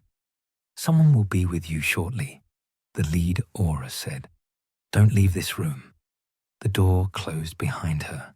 Harry, Ron, and Hermione found themselves alone in a sparse room with several chairs and a table. No windows. A single door marked exit. Ron tried the door. Locked. "We're not guests," he said. "We're detainees." Hermione touched her pocket where the shrunken documents rested. "They're going to ask questions. We need our story consistent." "We tell the truth," Harry said. "Up to a point. We were stranded. We searched for supplies. We found records, indicating this was a closed village. We don't mention the basement or Project Obscurus unless directly asked." "And if they ask," Ron said. "Then we answer honestly," Harry said. "But we don't volunteer information that incriminates us for trespassing in a restricted area." They waited. Minutes stretched into an hour. No one came. The room held no clock, but Harry's sense of time suggested it was near dawn. Finally, the door opened. A wizard in official ministry robes entered, carrying a folder. He was middle-aged, with the carefully neutral expression of someone conducting official business. "I'm Under Secretary Wilkins," he said. "I'll be handling your debriefing. Let's start with how you came to be in Thornwick." Under Secretary Wilkins sat across from them, his folder unopened on the table. His expression remained neutral, professional, revealing nothing about his intentions or what he already knew. "From the beginning, please," he said. "The portkey malfunction." Ron spoke first, explaining the test at the Burrow. Fred and George's prototype device. The agreed-upon 10-meter journey to the shed, the activation sequence, and the unexpected extended travel. Their arrival in Thornwick's village square with no knowledge of their location. Wilkins took notes without interrupting. When Ron finished, the Undersecretary looked to Hermione. "What did you do immediately upon arrival?" "We assessed our situation," Hermione said. "Determined our orientation using Point Me. Attempted to detect magical infrastructure for communication purposes. Found none active. We began searching for shelter and supplies." "You entered village structures?" "Yes," Hermione said. "We needed food and secure lodging. We found an intact cottage and established it as our base." "Did you explore beyond the immediate village center?" The question held weight. Wilkins already knew the answer. The auras had seen them emerging from the cottage at the village center, not the perimeter. He was testing their honesty. "Yes," Harry said. "We conducted a systematic survey of the village to understand our location and search for anything that might help us escape or signal for help." "What did you find?" "Abandoned structures," Harry said. "Preserved food stores. A records office with documentation showing the village was called Thornwick and had been closed by ministry order in 1979. Wilkins made another note. "You accessed the records office." "The door was locked," Hermione said. "We opened it. We were searching for information about our location." "What else did you discover?" Here was the decision point. Admit to finding everything, or provide partial information and hope they weren't questioned further about specifics. Hermione chose directness. "We found evidence that the village had been closed due to magical activities in its northern section, that the ministry had evacuated all residents and erected containment wards. We found documentation suggesting Death Eaters had acquired properties there during the First War." Wilkins' expression remained neutral, but his pen stilled briefly. "You explored the northern section?" "We saw evidence of magical destruction," Harry said.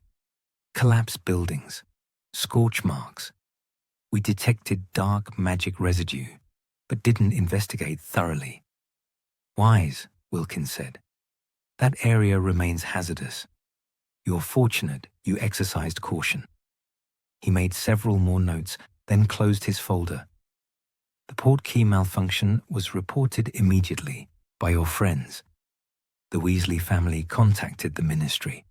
However, locating you proved difficult because Thornwick doesn't appear on standard magical maps.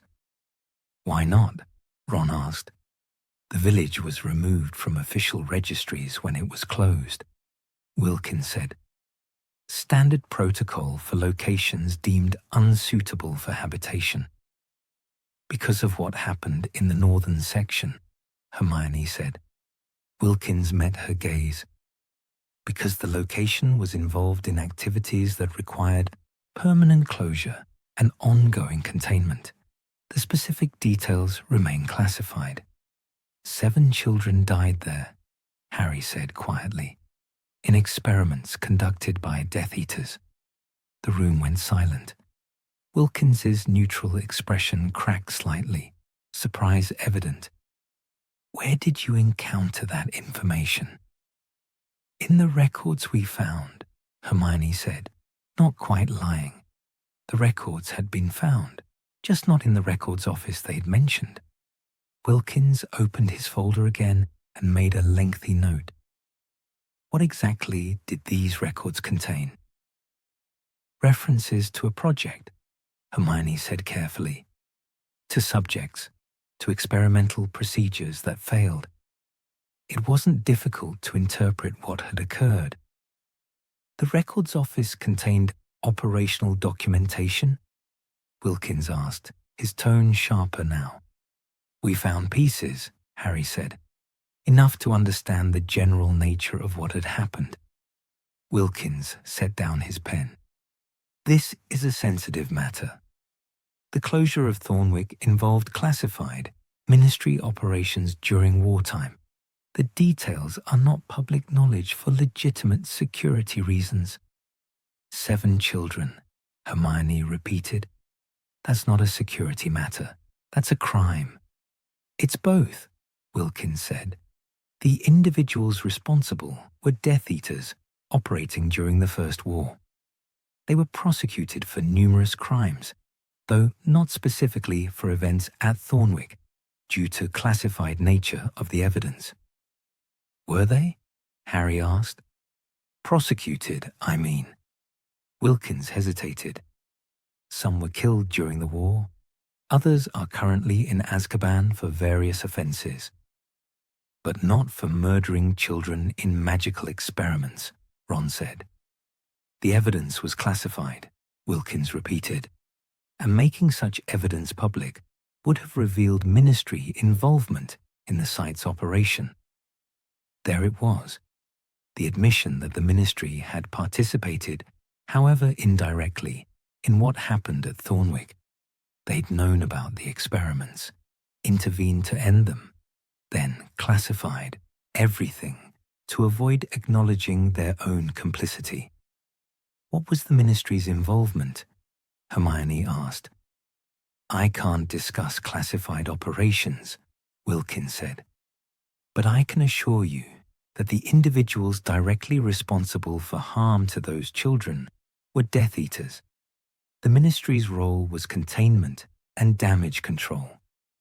17 years of damage control, Harry said, with the village still sealed and the children still unacknowledged. Wilkins closed his folder with finality. This debriefing is complete. You'll be transported back to the burrow shortly.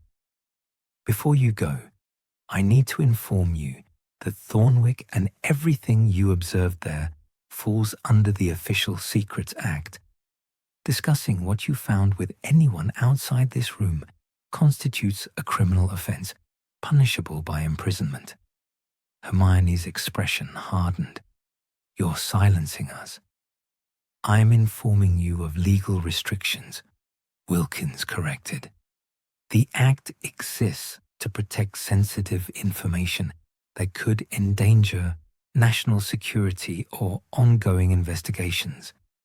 There's no ongoing investigation, Ron said. You just told us the people responsible were already dealt with. The classification remains in effect regardless, Wilkins said. Am I clear? You cannot discuss Thornwick, its history, or anything you discovered there. Not with friends, not with family, not with press. Violation will result in prosecution. They sat in tense silence. Harry felt the weight of the shrunken documents in his pocket. Evidence they'd smuggled out. Evidence that Wilkins didn't know they possessed. The ministry wanted to keep Thornwick buried, but the documentation existed outside their control now. Is that all? Harry asked. One more matter, Wilkins said. The faulty port key that brought you to Thornwick. It's been confiscated for investigation. Your friends Fred and George Weasley will face charges for manufacturing unauthorized port keys. That's a serious offense. They were testing a prototype. Ron protested. They didn't intend to breach a restricted area. Intent is irrelevant, Wilkins said. The device worked incorrectly and deposited 3 minors in a hazardous classified location. There will be consequences. He stood, indicating the meeting was over. An aura will escort you to the apparition point for transport to the burrow. Your parents have been notified of your recovery. Do you have any questions that don't involve classified information? No, Hermione said coldly. Then we're done here. Wilkins left, and moments later, a different aura entered. This one was older, more weathered, and considerably less interested in conversation. Follow me. They were led through a series of corridors to an exit chamber. The aura checked the log, then gestured for them to step forward for side-along apparition. The compression came again. When it released, Harry found himself standing in the burrow's garden. Late morning sun warmed the familiar space. The cottage stood, unchanged. The shed where their journey had begun remained exactly as he remembered. Mrs. Weasley burst from the kitchen door before they'd taken 3 steps.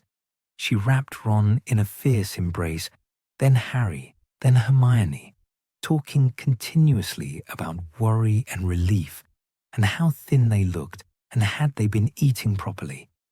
Mr. Weasley emerged more slowly, his expression mixing relief with concern. Behind him came Fred and George, both looking unusually subdued. We're sorry, Fred said immediately. The port key calculations were wrong. We didn't realize.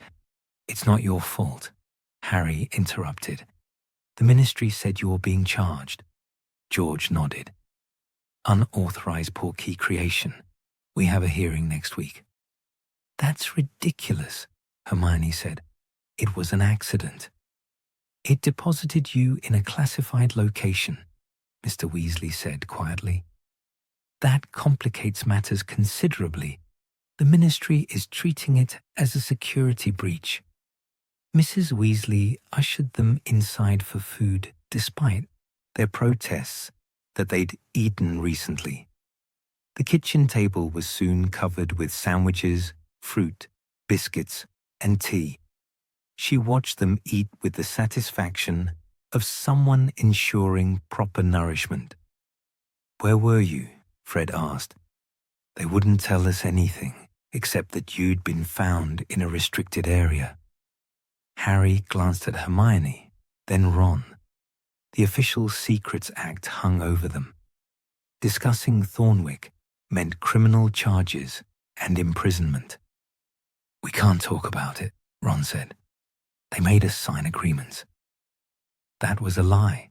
They'd signed nothing, but it provided explanation that would satisfy family without requiring details.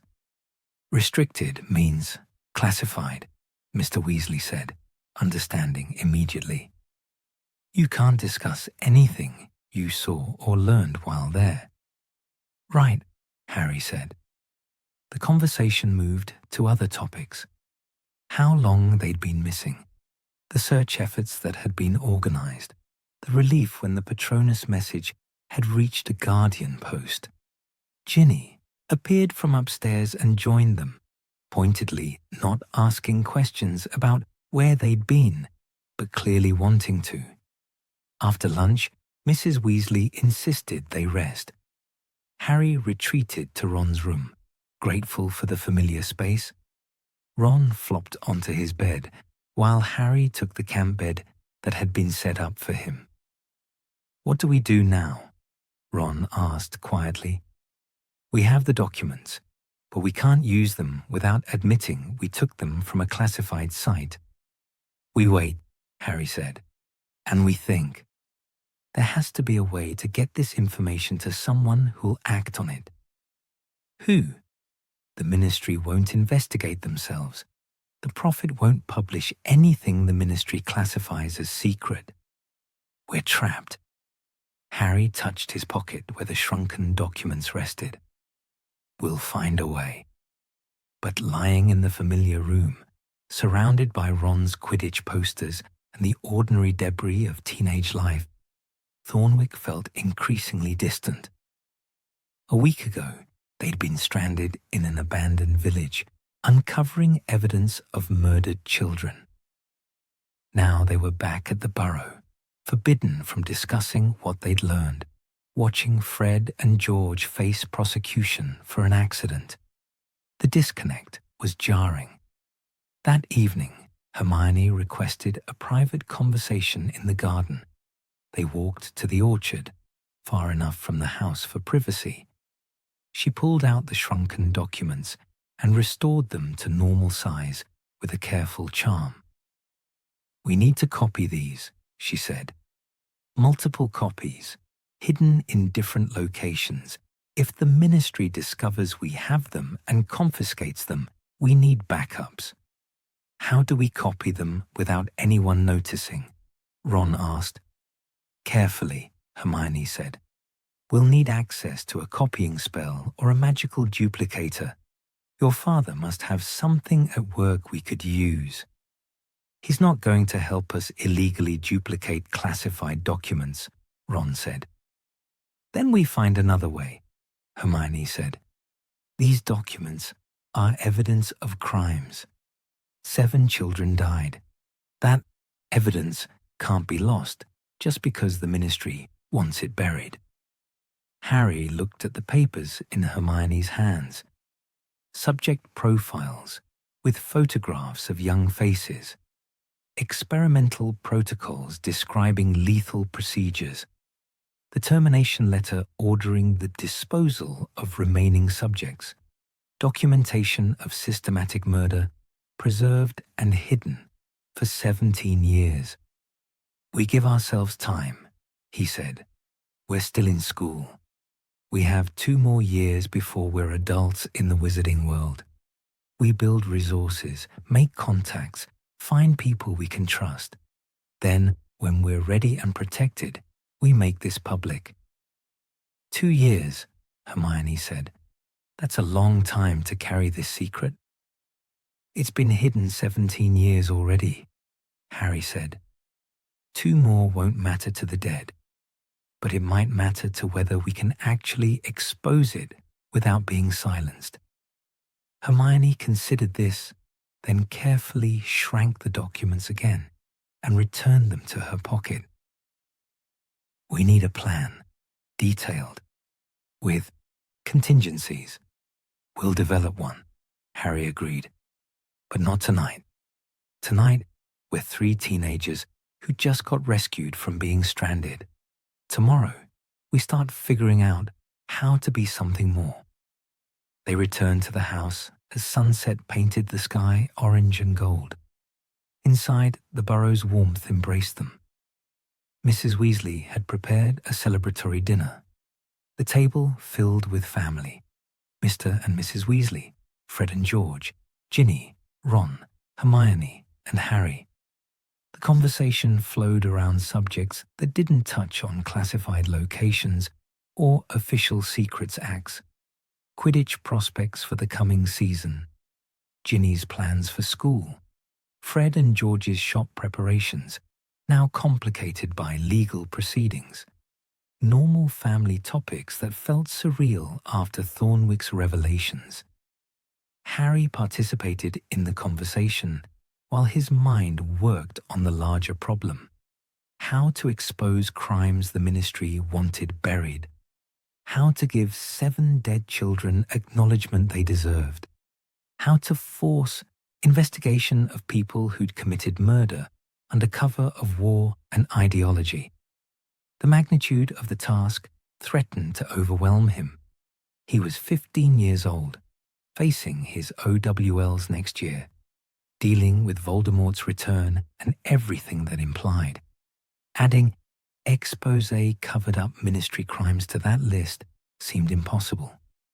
But the alternative was accepting that those children's deaths didn't matter, that their suffering was just another casualty of war, too inconvenient to acknowledge, too dangerous to prosecute. He couldn't accept that. Across the table, Hermione caught his eye. She gave a small nod, understanding what he was thinking. Ron, beside him, shifted slightly closer in unconscious solidarity. They'd found Thornwick by accident. They'd discovered its secrets through necessity. But what they did with that knowledge was choice. And they'd already decided, standing in the ruins of Project Obscurus, surrounded by evidence of murdered children, that this couldn't remain hidden. The how would come later. The strategy would develop over time. The resources would be built gradually. But the commitment was made. After dinner, they helped clean up and then retired to Ron's room for the night. Tomorrow, they'd return to their normal lives, or as normal as life became for Harry Potter and his friends. School would resume in a few weeks. The wizarding world's attention would focus on Voldemort's return and the growing conflict. Thornwick would remain buried, officially forgotten, deliberately erased. But 3 people now carried its secrets. 3 people who wouldn't forget. 3 people who would wait for the right moment to ensure that 7 children who died in darkness would finally be brought into light. Harry lay awake long after Ron began snoring. The camp bed was less comfortable than the cottage bed in Thornwick had been. The room was more cluttered, more lived in, more real than the preserved emptiness of the abandoned village. But in his pocket, shrunken and hidden, rested evidence that connected both worlds. Proof that the normal existence at the burrow existed alongside buried atrocities. That the wizarding world's surface concealed depths most people never saw. He'd seen them now, and he couldn't unsee them, which meant he had to do something about it, eventually, when the time was right. The question wasn't whether, it was when and how and with whom. Those answers would come.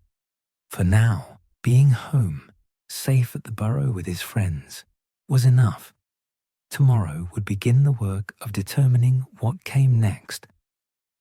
3 days after their return from Thornwick, Fred and George's hearing took place at the ministry. The charge was unauthorized portkey creation with resultant security breach. Mr. Weasley accompanied them, looking worn and concerned in a way that aged him visibly. Harry, Ron, and Hermione were not called to testify. The ministry had no interest in their account of events. The hearing concerned regulatory violation, not the circumstances of their stranding. Fred and George returned in the late afternoon. Their usual energy was subdued, replaced by something quieter and more serious. Guilty verdict, Fred said simply. 500 galleons, fine each. Confiscation of all portkey-related research and materials. Prohibition from portkey creation for 10 years. They could have made it worse, George added. Weasley's wizard wheezes can still proceed, just without portable transport products. Mrs. Weasley pulled them both into an embrace despite their protests. The fine represented significant money for the family, though Fred and George had been saving for their shop and could cover it themselves. "It's done," Mr. Weasley said. "We move forward." But the hearing's outcome reinforced what Harry, Ron, and Hermione already understood. The Ministry's response to their accidental discovery of Thornwick was punishment and silence. Fred and George penalized for the malfunction, the three of them bound by the Official Secrets Act, the village's history kept safely buried. That evening, Hermione organized a private meeting in the orchard. She'd spent the past 3 days thinking and planning, developing the beginnings of a strategy. "We can't act immediately," she said, spreading a sheet of parchment on the grass. "But we can prepare. We need 3 things: secured copies of the evidence, trustworthy contacts outside the Ministry, and legal protection when we eventually go public." "How do we get any of that?" Ron asked. "Methodically," Hermione said. "First, the copies. I'll duplicate the documents we have and distribute them to secure locations. Each of us keeps 1 set. We hide additional sets in places the Ministry can't easily access." "Like where?" Harry asked. "Gringotts vaults," Hermione suggested. "Sealed with instructions. They're only to be opened under specific conditions. International repositories, if we can arrange access. Multiple locations to prevent total loss, if some are discovered." She made notes on the parchment. "Second, contacts. We need people with influence who aren't compromised by Ministry politics. International wizarding authorities, perhaps. Journalists who won't bow to Ministry pressure." "There aren't many of those," Ron said. "We'll find them," Hermione insisted. "Or create them. We have time." "And legal protection?" Harry asked. "That's the difficult part," Hermione admitted. "When we expose this, the Ministry will retaliate. We need to be adults, financially independent, and positioned so they can't easily prosecute or silence us. That means waiting until we're 17 at minimum, preferably until we have careers and resources. 2 years minimum then," Harry said. "More likely 3 or 4. "Yes," Hermione agreed. "We're playing a long game. The evidence isn't going anywhere. The children are already dead. A few more years won't change that, but it might mean the difference between successful exposure and being imprisoned for violating the Official Secrets Act." They sat in silence, contemplating the timeline. Harry would face Voldemort and whatever that conflict brought. Ron would complete school and decide his future. Hermione would pursue whatever career path she chose. All of them would grow into adults capable of challenging the Ministry effectively, and through it all, they'd carry Thornwick's secrets, waiting for the right moment. "What if we die before then?" Ron asked quietly. "We're fighting Death Eaters. People die in wars." Hermione's expression hardened. "Then the hidden copies ensure the information survives. We leave instructions with the Gringotts vaults. If we die, the contents are released to designated recipients automatically." "Who?" Harry asked.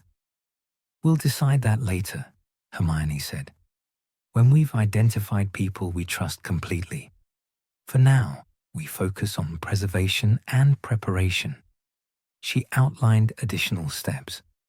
They would research the relevant laws, particularly around classified information and whistleblower protections. They would identify potential allies, people with integrity and independence. They would build their own capabilities and resources. This becomes a background project, she said. Not our primary focus, but constant. We work on it steadily, add to our preparation, wait for the right opportunity. What constitutes the right opportunity? Ron asked. When we're protected enough that exposure won't destroy us, Hermione said. And when the political climate allows for the information to have maximum impact. If we release during chaos, it gets buried. If we release when we're vulnerable, we get silenced. We need both timing and protection aligned. They spent another hour discussing details and contingencies. When they finally returned to the house, they had the foundations of a long-term plan. It wasn't dramatic or immediate, but it was sustainable and realistic. The remaining summer weeks passed in approximation of normalcy. Harry and Ron played Quidditch with Ginny. Hermione read extensively, preparing for the coming school year. They helped with chores around the burrow and participated in family activities. But underneath the surface routine, work continued. Hermione created duplicates of the Thornwick documents using carefully shielded spells. She separated them into multiple sets, each stored differently. One set went into her magically expanded bag. Another she prepared for vault storage. A third she hid in locations around the burrow using concealment charms. Harry researched international wizarding organizations, identifying which might have authority independent of the British Ministry. Ron studied legal precedents related to classified information disclosure, searching for cases where whistleblowers had succeeded. They worked separately and quietly, never discussing it where others might overhear. The project became background routine, present but not dominant. School loomed. Harry would return to Hogwarts for his 6th year, Ron and Hermione with him. Life would continue. Voldemort would pose threats. OWL and NEWT exams would demand attention. Normal teenage concerns would persist. And through it all, 7 children's names would remain known to 3 people who refused to forget. Thomas Garrett, age 6. Sarah Mitchell, age 8. David Carrow, age 9. Emma Rosier, age 7. Michael Travers, age 10. Anna Yaxley, age 12. Jonathan Bones, age 11. Children who deserved acknowledgement.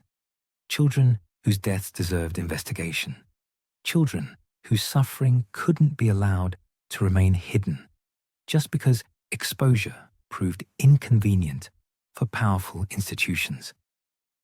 On the last night before returning to school, Harry stood in the Burrow's garden looking toward the shed where their accidental journey had begun. The faulty port key was gone, confiscated by the ministry. Fred and George had been punished. The 3 of them had been silenced. But the evidence existed. The knowledge persisted. The commitment remained firm. Someday, not soon, but eventually, Thornwick's secrets would emerge. The ministry's cover-up would be exposed. 7 children would receive the acknowledgement they deserved. Harry couldn't control when that day came. He could only ensure he was prepared when it arrived. Behind him, the Burrow's windows glowed warmly. Inside, the Weasley family gathered for their last evening before the school term. Normal life continued, as it always did, with all its comfort and routine. But Harry knew now what existed beneath that normalcy. What crimes hid in forgotten villages under ministry containment wards. What secrets were kept in basement archives and classified files. The wizarding world he'd entered 5 years ago had seemed magical and wondrous. It still was in many ways. But it was also corrupt, compromised, and willing to bury its victims when acknowledging them proved inconvenient. That knowledge changed things, changed how he saw authority, changed what he understood about institutions and power, changed his relationship to the world he inhabited. He'd been stranded in Thornwick for 6 days, but what he'd learned there would stay with him far longer. He turned and walked back to the house. Tomorrow, they'd board the Hogwarts Express. School would resume. Life would continue its forward motion.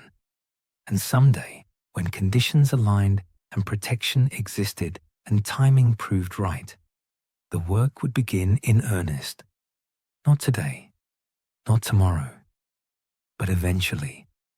He joined his friends inside the warm house, carrying with him knowledge that couldn't be shared yet, but wouldn't be forgotten. 7 children had died in Thornwick. 7 children the Ministry wanted everyone to forget. Harry, Ron, and Hermione wouldn't forget. They'd remember, they'd prepare, they'd wait, and when the time came, they'd ensure those 7 children weren't buried twice, once in death, once in deliberate silence. The story of the summer the trio got lost wasn't just about being stranded in an abandoned village. It was about discovering that some places were abandoned for reasons the powerful wanted hidden, about finding evidence that contradicted official narratives, about making the choice to preserve truth, even when doing so proved difficult and dangerous. They'd made that choice standing in the ruins of Project Obscurus, surrounded by documentation of murdered children. They'd live with that choice, carry its weight, and honor its implications for as long as it took. The cottage in Thornwick stood empty again. Its temporary residents departed. The containment wards continued their slow degradation, holding back residual magical danger that would persist for years yet. The village square remained abandoned, grass growing through cracked paving stones, the fountain still dry and filled with leaves. In the records office, filing cabinets stood with drawers open where Harry, Ron, and Hermione had searched. In the basement of Project Obscurus, papers remained on the workbench, held down by objects that would rust eventually, but hadn't yet. The village existed in its preserved state, forgotten deliberately, maintained by wards, but visited by no one. The Ministry knew about it, kept it sealed, ensured it stayed hidden. But 3 people now carried its secrets beyond the containment barriers. 3 people who would grow up, gain power, build resources, and eventually decide that some secrets couldn't remain buried forever. Thornwick waited, patient as only abandoned places could be. Its story had been written in blood and suffering, then sealed away by those who found acknowledgement too costly. But stories, once written, persisted, even when buried, even when classified, even when powerful institutions demanded silence. Someone, eventually, told them anyway. 3 teenagers, accidentally stranded, had become Thornwick's unintended witnesses. They'd seen what was meant to stay hidden. They'd documented what was meant to be forgotten. They'd committed to eventual exposure of what was meant to remain secret. The village had kept its silence for 17 years. It wouldn't keep it forever.